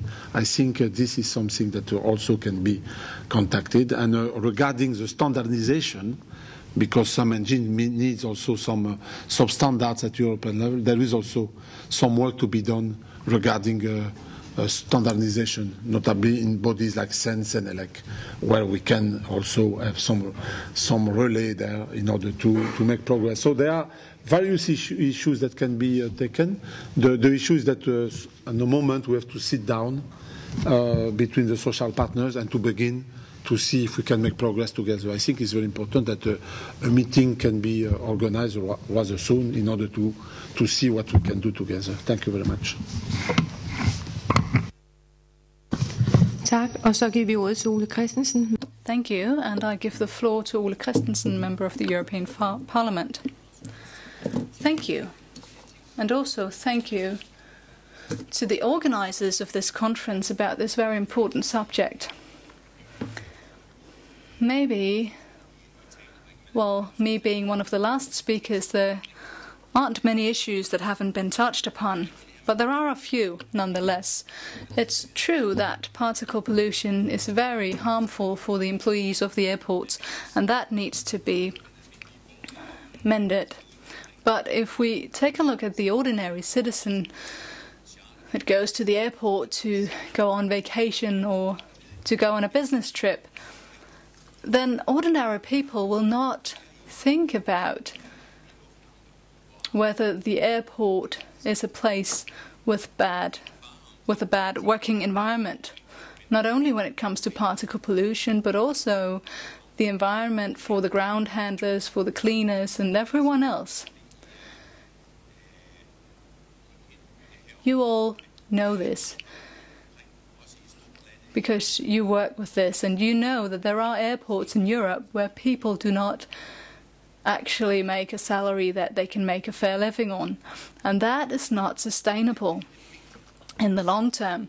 And therefore it's so important that we draw the attention to the fact that we also see social dumping in the individual airports and thereby also in the individual countries. Therefore it's so important that we focus on this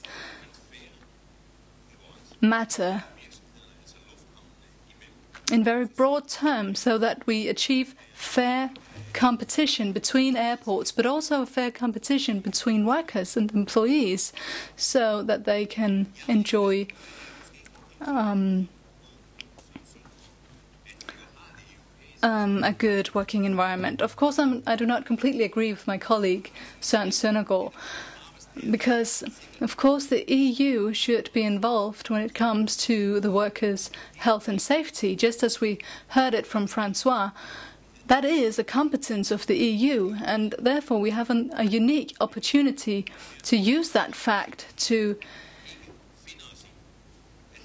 facilitate this process into saying that we cannot accept that people fall sick and ultimately die from doing their jobs. We have to do something about this, not only at one single airport, because then that airport will lose competitiveness.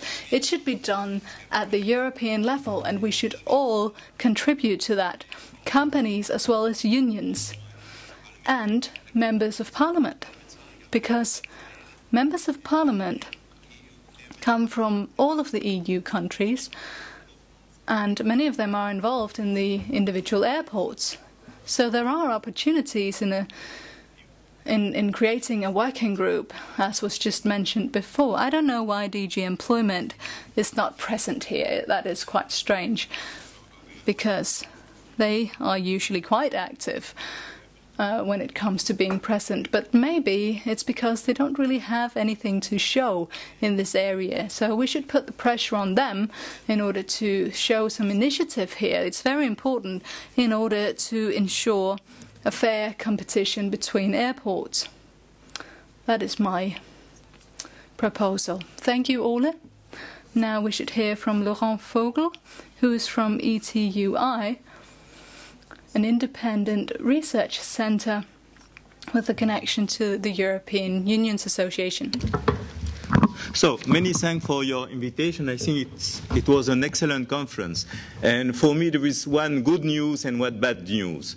The good news is about the action of trade union in Copenhagen Airport. I think it's really an example for the trade unions in the different EU countries.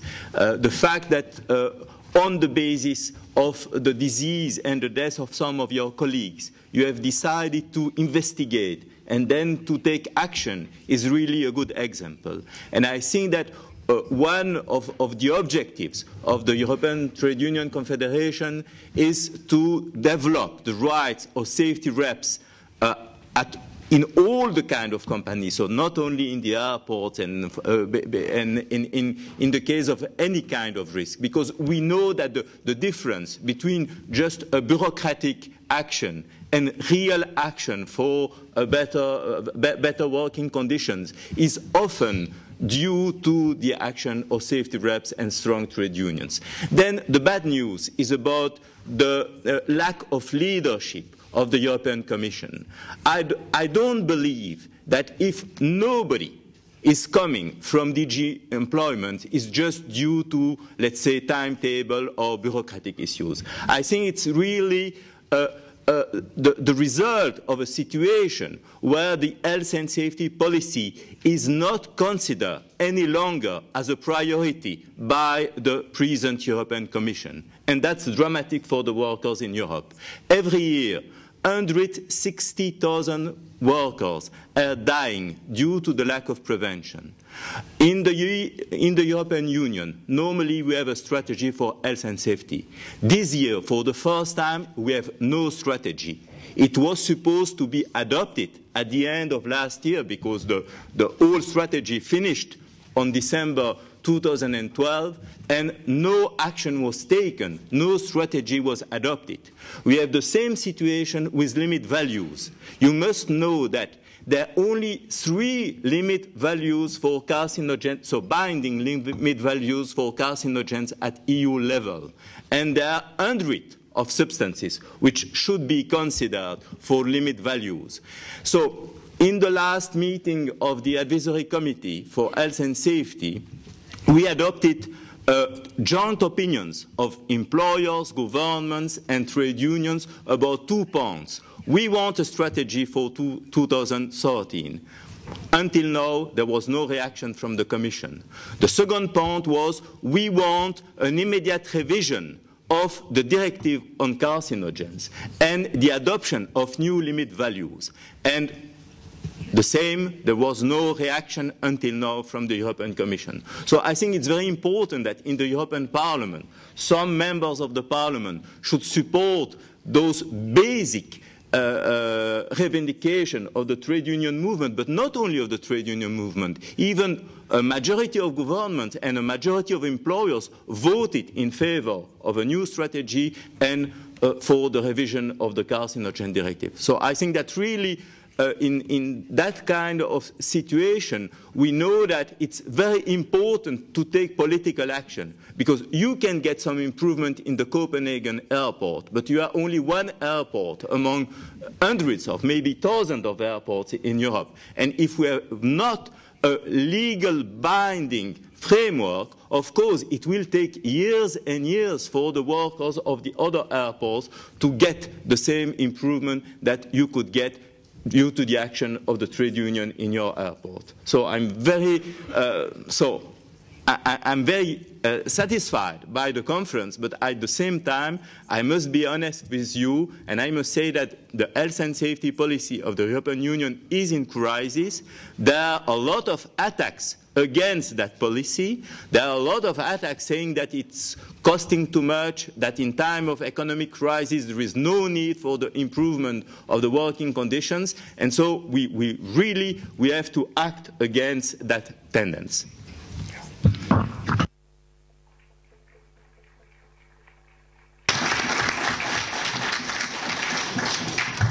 Ja, tak. Og så der åbner.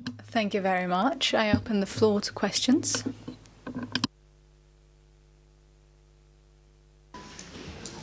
I have a comment to Mr. Ballesteros and Ole Christensen. Actually, when we talk so much right now about the jobs are being outsourced, they always go to countries that, because of our lack of competitiveness. When you talk about airports, for once you have a job that cannot be outsourced. I mean, you cannot move it to another country. But then, could you then at least on a European level make sure that you cannot work on an Irish contract in another country or in an Estonian contract in Norway? Could you then at least do something like that?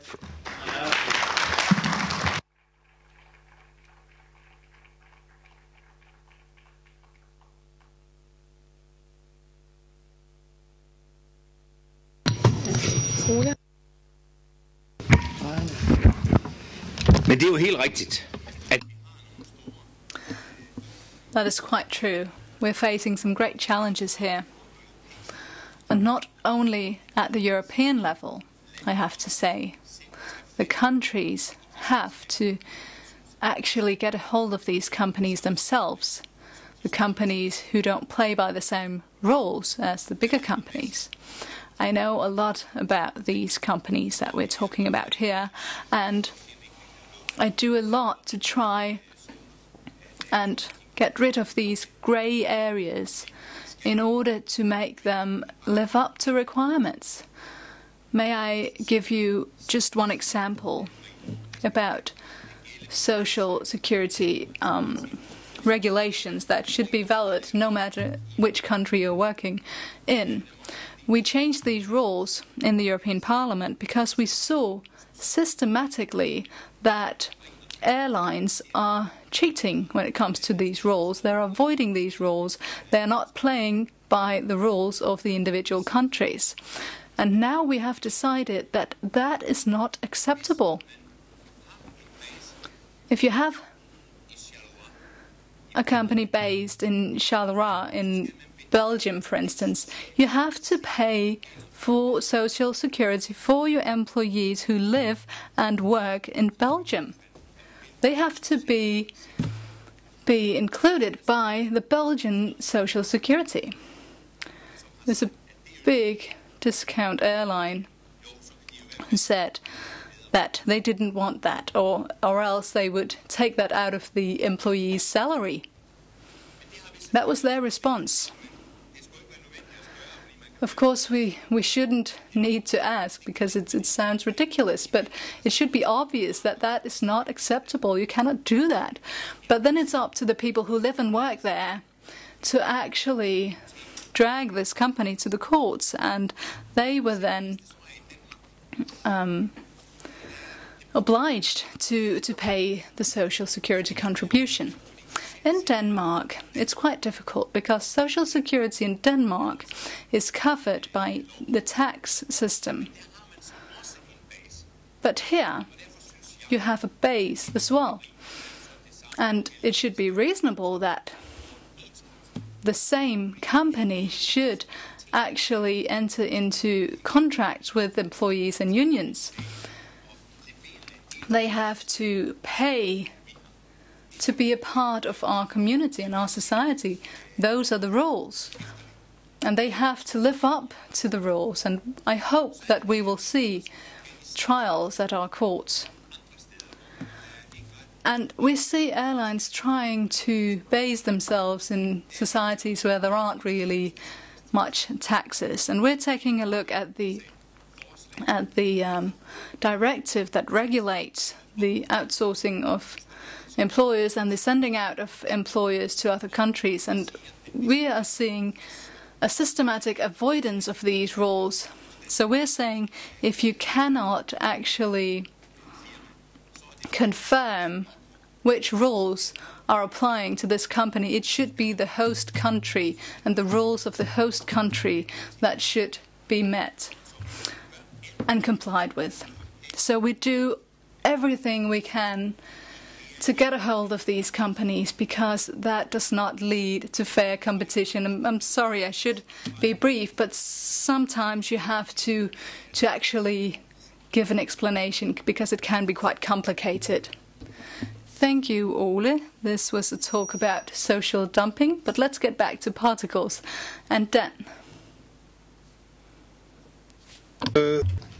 Det jag skulle prata om, det är det här med fordon på rampen. på alla flygplatser. Är det inte dags nu att på ett långsiktigt mål? This is a long-term objective.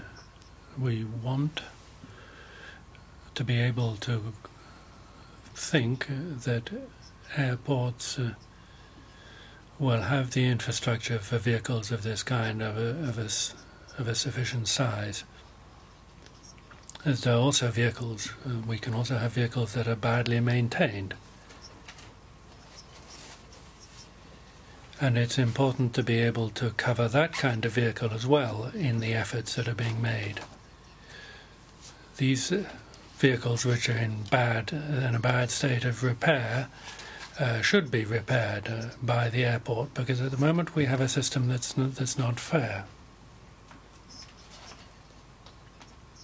The owners of airports in Sweden, for example, at the moment, also have to be able to cover the rolling stock and the physical infrastructure. So why shouldn't they cover all of that?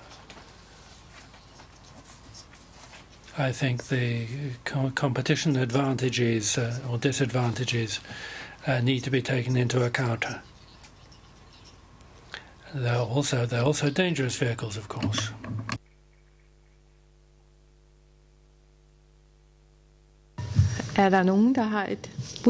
Does anyone in the panel want to comment on that, Søren? I think it sounds like a good proposal. The airport owns the equipment and leases it to the ground handlers. But I don't know whether that is in accordance with EU law. I simply don't know. Maybe someone else will know this. But the EU has competence at many different levels, and maybe this would be distortion of competition. But maybe you could do that in the individual country or at the individual airport. And here, sometimes when it comes to community law, it might not be set in stone, but it might be a bit flexible at times. So it would make sense to try and do so. And I mean, no one would keep you from trying. Thank you. And Christel de Maar? I hope I understood the question correctly, or at least it's a comment on the answer that was provided. I think what we want to avoid in this discussion is to throw the hot potato to someone else. So we are facing in a situation today where the sources of pollution have been identified, where the owner of those pollution sources are identified, and therefore everyone should take its responsibility. So I don't have an opinion on whether or not the airport operators should own the material. What I know is sometimes at certain airports, when you have more than 10 or 15 ground handling companies, that may prove to be a bit challenging. So I have no opinion on that. What I know is that it might be a too easy way to say, well, let's put it on, someone else, as ground handlers to actually own the material and should therefore be involved in the discussions when it comes to know what can be done to have a more environmental friendly material on the ground. So that was my comment on whether or not the airport operator should own them. Tak, og så er det Henrik. Ja. Thank you, and Henrik. Du har nog missuppfattat det jag menade. Utan det menar jag att flygplats. There's a subject there that I want to get into. Airports themselves should be owning this equipment and then should be leasing it out to the ground handling companies. That way you can avoid needing a separate maintenance company. You could have one maintenance company for dangerous oil and batteries and so on, and it would all be much easier to organize that way. Everybody should be concerned that airport owners, airport managers own this equipment and then lease it to the operators.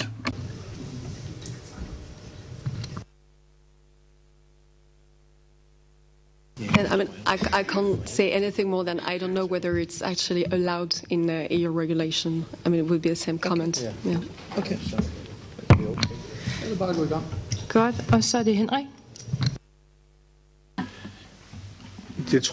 Thank you, and Henrik. I dare say that it is. I can't imagine then when you have airports today who own all the equipment, and you have other airports where the handlers are leasing the equipment, such as the stairs we heard about in airport. In Copenhagen, we have forced the fuel suppliers to cooperate. And I can't imagine that couldn't be done when it comes to ground handling equipment. I don't think it's passing the hot potato to someone else. I think it's leaving it in a place where you can actually do something about it. I know that it's someone else who owns the equipment right now, but it is absolutely doable to say that we have certain requirements at our airport, and anyone who wants to work here, they have to lease this equipment, and they have to be part of this whole co-op. And then, of course, the airport can't be the handler as well.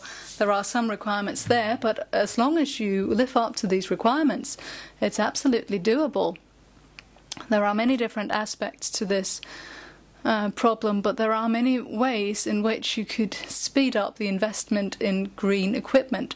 There would still be challenges with APUs and plane engines and so on. It doesn't solve everything, but it would be one step in the right direction. So maybe you should consider the legal aspects and the practical aspects of this.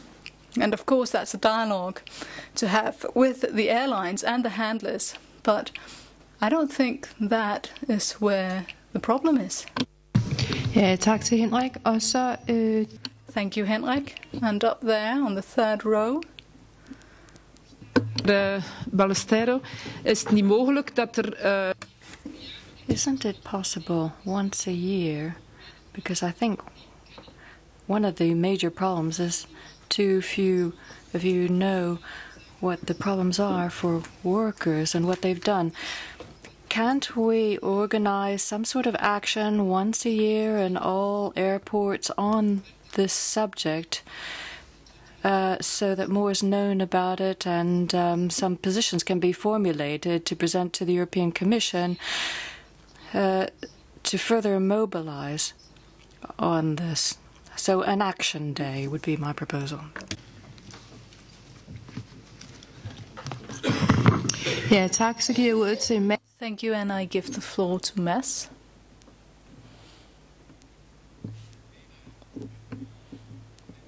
I think that we have heard so much documentation at this conference today about the risk surrounding ultrafine particles. So maybe that is not where the effort should lie in the future. Therefore, I would like to ask ACI about the survey or the study that you're talking about, Christelle. Does that show any different results? Does that change anything about our perception of the situation? Because, of course, we could keep talking about this, but maybe that is not what we should be focusing on. We should be focusing on solutions. That was one question. And another thing is, could you give us a clear idea about how the airport owners look at the idea of a different kind of ownership model? We have two different models. One model that we don't think we will see anytime soon, or a model of dialogue, where we need to have a dialogue with the unions and the employees and the airport owners about these problems. Could you tell us about your view on whether this is a possible dialogue for the future? Sure. So there are two questions. I mean, the first one on the study. I think it's worth mentioning that Copenhagen Airport had informed our what we call environmental strategy committee members. So these people are actually representing about 100 different airport operators in Europe. And after these updates, a small group, a task force was created to work specifically on ultrafine particles. And the study I introduced, the study I talked about, is precisely the result of this task force. So there is a willingness to deal with this issue. What we can do, what we cannot do. Environmental managers at airports can do measurement. They cannot interpret measurement. So what you will see in the study is a series of measures taken at the airports I mentioned earlier today. They show a similar order of magnitude of the number of ultrafine particles as in Copenhagen Airport, and we draw a set of conclusions. The first conclusion, which is the most important, is that you need long-term measurement campaigns to understand how ultrafine particles behave. And what do I do with this conclusion? I just do not, put it on a paper and close a cupboard. I go out to my members and say, I strongly encourage you to undertake measurement campaigns at your airports. And I know that additional airports, on top of those I mentioned, will engage into these measurement campaigns. So we hope to be able to update this study in the course of the year. So it is a long-term commitment to work on this. The other task of this little group is to come up with a guidance on how to measure ultrafine particles. As I said, it's new, so some people might just find that they can use different devices, they don't know how to use them. So again, the organization I work for is there to provide the tools to help airports getting into this topic. The other thing that they are doing is collecting best practices on air quality. And this is where examples, the initiatives taken at Copenhagen Airport are important, but it's also essential to mention that local air quality at airports has been a topic for the past 20 years. So other airports in Europe are taking measure. Reduced taxiing time is definitely a measure that helps to reduce exposure to local air pollutants, and it has been implemented at many airports. Changing APUs to go for GPUs or run with electricity is also a measure that is taken.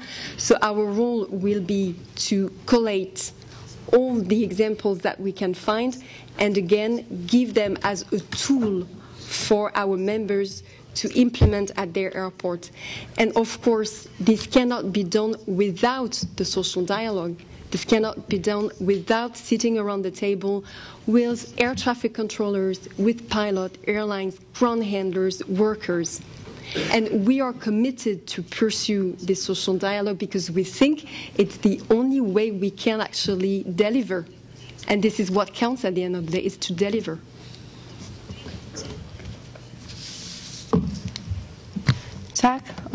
Thank you very much. And we have a question over here. Henrik Olsson from... Yes, Henrik Olsson from AXA Power. For 25 years, we have supplied green energy generators for airplanes. So every time the airport installs a green power generator, they will replace one of the old diesel generators. So that is a great example we have in Copenhagen Airport. If they hadn't carried out this replacement, they would have 100 extra power generators. So Copenhagen is a good example of what should be done, and I would like to point out what Henrik said, that it's possible for the airport to own the equipment. Then there are different models for how the airlines can then pay. They can pay from the fee of being at the gate, or they can pay based on the time in which they use the facilities. But there are examples, so it can be done. That is something you could take a closer look at. Thank you very much. And we have a question over here. Ja, ik ben Jorn Hansens. Ik werk al 20 jaar op de luchthaven in Brussel.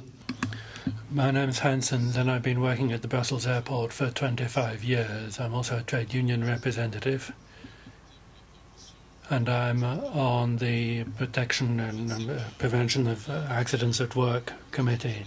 I don't know how many ultrafine particles I would have breathed in the course of my career, but I want to address a subject that hasn't been spoken about yet in terms of the approach to the problem.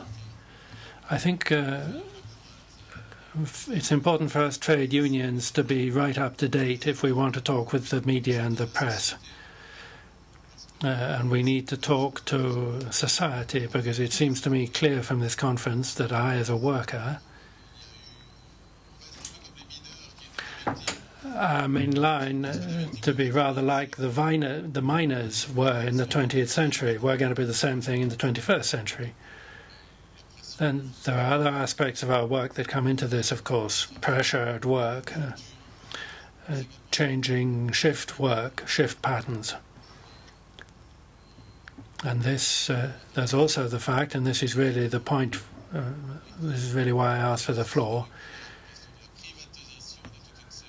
there is cost and associated with it privatization of what used to be nationalized companies and privatization of airports, which brings with it the dictatorship of profit at the expense of health sometimes. We mustn't forget the link. I'm rather pessimistic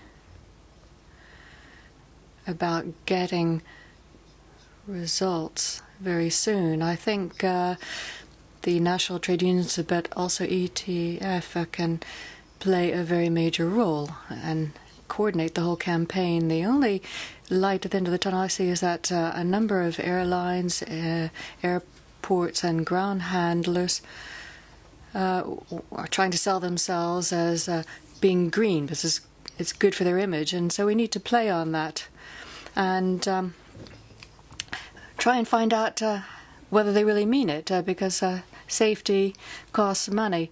It's not enough to pay lip service to being green in order to increase profits. Many people here will remember Avia Partner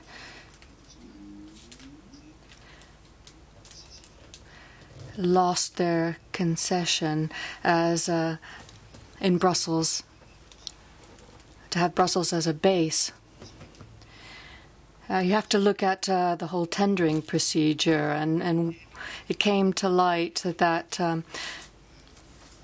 the green image was a factor, but the cost price for handling was 60 or 70%. The green image accounted for only 10%. And it was the Brussels Airport Company, private company, that did the tendering. It should be the government that really plays a role. We also have to get journalists involved and so on. We can't do all this work on our own. Tak. Thank you. Any comments for that question? Thank you. No, just to say that we, as you know very well, Maria, we have our meeting in Madrid next month, and we can discuss about what we can do in the future. It's true that there are some necessity to make awareness, the politicians and the public opinion, but also the workers, because and the employers, of course, because in Copenhagen you are very much advanced. But it's not the case everywhere. So now our colleagues realize that there are some issues linked with their health, but nobody is aware about all of this important dossier and technical dossier as well. So I think that there is a lot of work to be done on this issue, and we will try with our means to make it. I'm quite impressed by the work done by RCI. I have to admit that RCI is quite advanced, and we are very keen to share experiences with RCI and to have a better structured dialogue on this issue. I think it's really an important dossier, and also with ETUC, because they are present, Laurent is present in different bodies where they're working about health issues, and I think that together with ETUC we can have some help as well on this dossier, because it's a very important dossier. Thank you very much. Tak, og så er det hen. Thank you very much. And Henrik?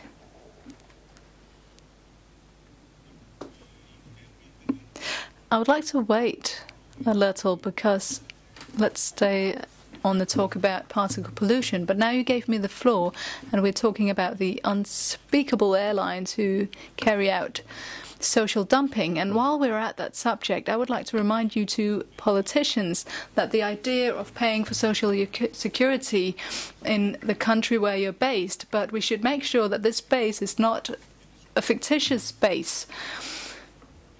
Maybe a Norwegian living in Norway, a country outside the EU, but on paper he's working in Malaga. Everyone knows it's fake. Everyone knows that they receive fake tickets between Norway and Malaga that they will never use. And that's another dimension of that problem that you just mentioned. Thank you, Henrik. I think that was a comment rather than a question.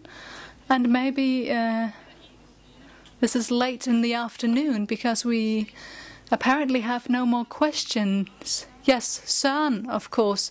You will have the last question. We missed you up there. But that would allow us enough time for the panel to round off. Søren from SAS Copenhagen Airport. We were talking about social dialogue, and that's all very well and good. I've heard from Søren Søndergaard before that the system down here is quite bureaucratic.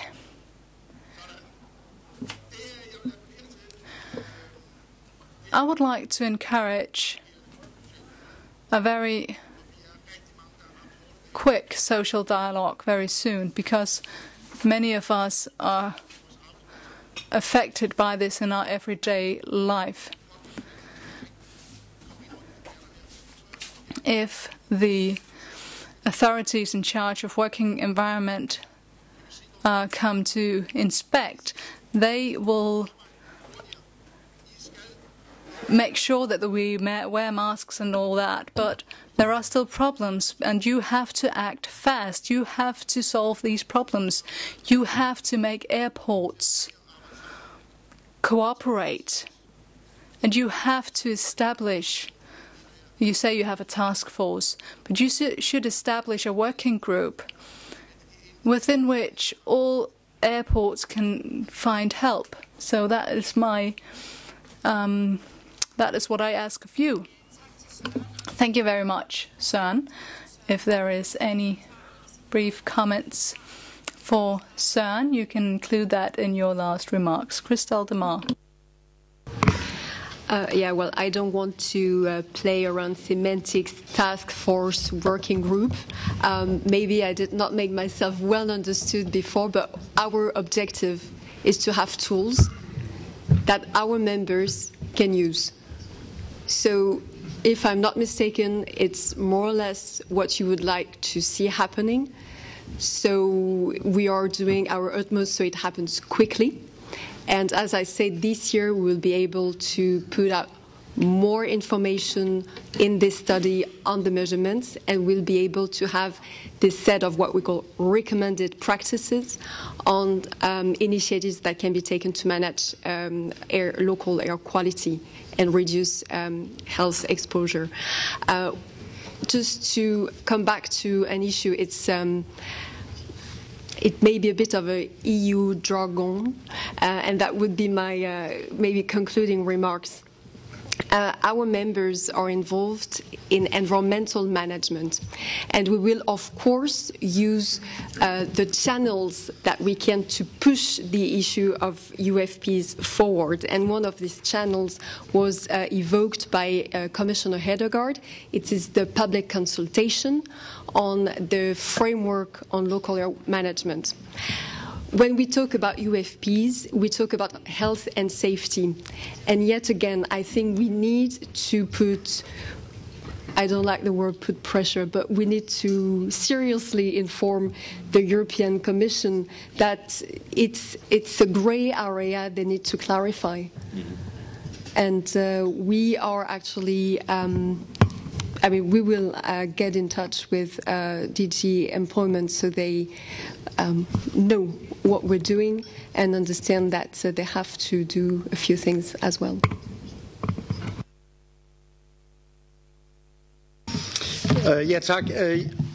Thank you. In my introduction, I said that it was important to use the entire spectrum of solutions at the local, national, airport and European level, and also at the international scale. And I think it's very important to keep that thought, and it's also important that you cannot avoid doing something at the national level just because you're hoping that the EU will do it for you, or that you don't do anything at your local airport because you hope for someone else to do it for you. Of course, things are interconnected, but the sooner we do something at all levels, the sooner we will see change. Of course, you can hope that the EU will solve everything for you, but that won't work. Laurent said that we have seen recently that the Commission hasn't been very active in this respect, to put it mildly. So, of course, we have to work on it, but we have to be realistic and search for other opportunities for creating results. Then the question is, Søren, how bureaucratic is the system down here? Yes, I think it's a bureaucratic system, but Ole might counter that.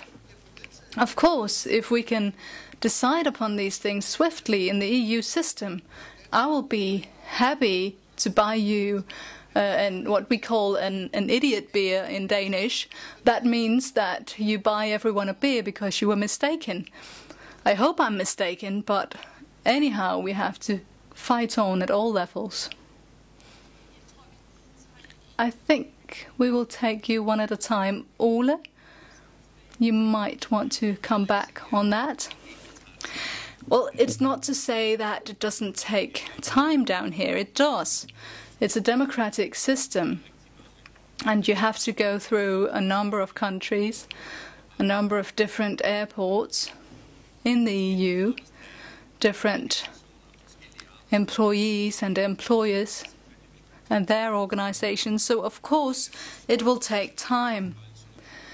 But I think, and Søren and I just talked about that, I think we should establish such a working group at the parliament level where unions and employers can meet and in that way put pressure on the Commission and make the Commission take initiatives in this respect. As I said to begin with, there are members of the Parliament who live close to airports and who have an interest in taking up these matters. And in that way, I think we can put pressure on the Commission and make the Commission act.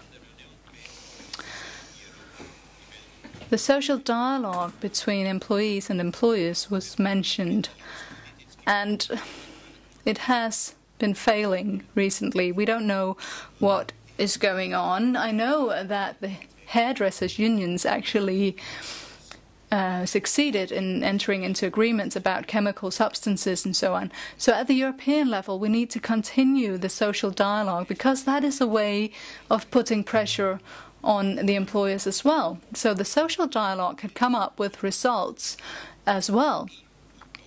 And that would be a way of avoiding EU legislation, which would be a lot more detailed and maybe also more burdensome. So there are two different approaches, but I think we have to stop accepting the state of play in this matter. So I can only support the importance of social dialogue. And we must be aware that if we want social dialogue, there must be a basis for trade union rights and social actions. And you know the case of Laval and Viking. There are serious threats against social rights. And so that's also a question of responsibility of the European Commission to solve that problem, because it's impossible from in one end to say, okay, we want to promote social dialogue, and with the other end to threat the basic trade union right to take action, to make strikes. And so I think it's complementary. And if we don't have the two elements, then the social dialogue doesn't work. And the Danish colleague mentioned the case of hairdressers, and it's really a very now we are in a very difficult situation. So in the hairdresser sector, employers and trade unions have agreed and they have adopted an agreement, and they have asked the Commission to make from that agreement a directive, and that's a part of the EU treaty. It's part of the, if you want, the constitution of the European Union. And now the European Commission is telling, we don't know, maybe there will be a directive, maybe there won't be a directive.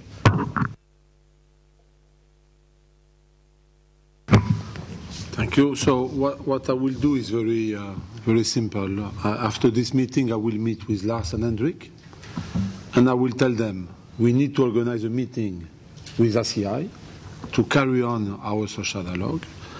I will tell them we need to organize a new meeting with MEPs, and I will tell them we need to organize a new meeting with ETUC. And from there, we will see the way forward. And inside of our committee, I will put this item in the agenda of the committee. Thank you very much. Well, I don't have very much to add, because I agree. The social dialogue is the basis of success. In the Danish case, we saw from Copenhagen. But I'll just put in a small comment. It's correct that the public consultation on air pollution is out at the moment. But we need to understand that the air quality directive, the limit values of the air quality directives, they are not enforced in airports, because airports are not public areas where the public have access. But there's a public consultation on the new non-road mobile machinery directive, and that's the directive setting the norms and standards for the machines used for handling. And there I think we can make a significant difference by putting in comments for that public consultation.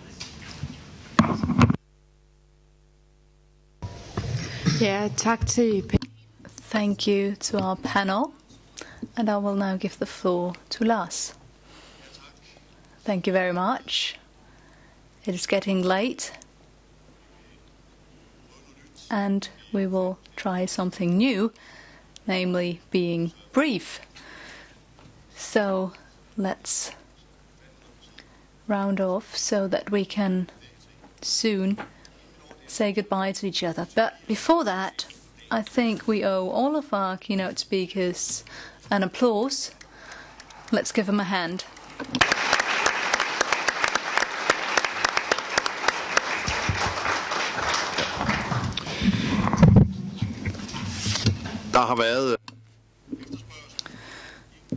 People have asked for the English version of this brochure. We didn't bring enough of them. But when we send out today's PowerPoint slides, we will attach the English version as a PDF document. Some also asked about the poster right here. And yes, you can have them if you would like to have one of those. Come ask us up here before you leave the room, if you want to leave the room.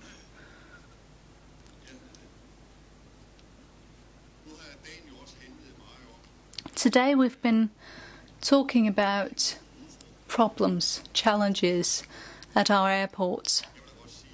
And I'd like to say that to me, it makes a big impression that the ground handling companies and the airlines must have missed our invitation. Maybe they didn't notice it in a collective fashion. It is noticeable that they haven't been here, they haven't contributed to the debate, they haven't given us their vision of a greener future. But we will try to involve them in the upcoming social dialogue, even though they don't want to talk to us. We want to talk to them. That's the way we are. And the problems surrounding the airports, well, sometimes you need to hear the story from someone who are worse off than you are. And I don't think I'm exposing any Danish military secrets by telling you that I've had the pleasure of measuring with two of my good colleagues from the military's environmental force. We have been measuring an F-16 before takeoff. They start up the engines of the F-16s indoors, obviously. That sounds like a good idea, doesn't it? And without giving you the detailed figures, I can tell you that there was quite a bit of particles in the air on that occasion.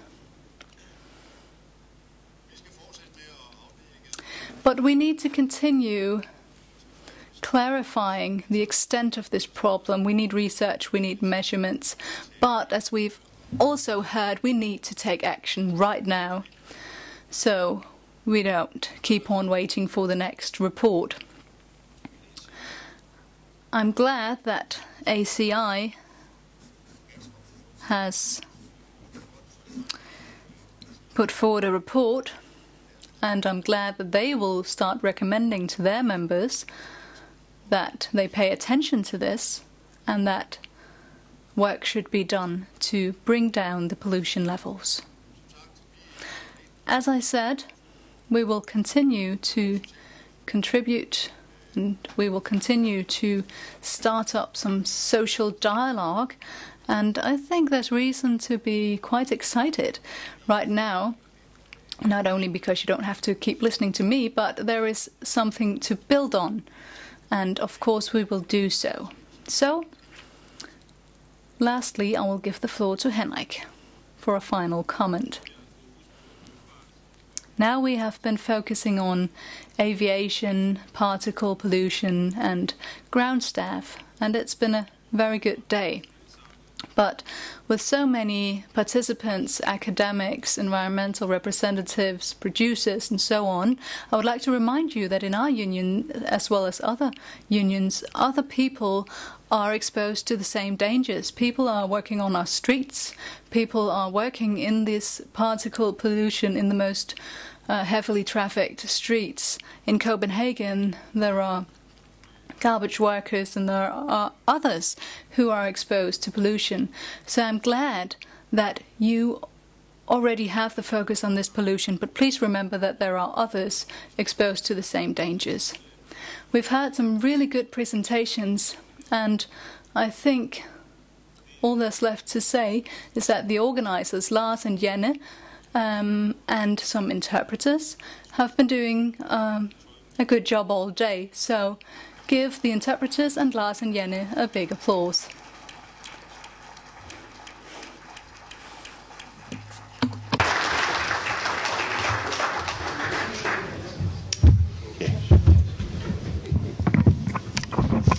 Det kan man jo ikke høre nok. Yes, we can't get enough of that, so let's take it one more time. No, seriously. Have a safe trip back home, and I wish you a safe and sustainable travel back home. Thank you very much.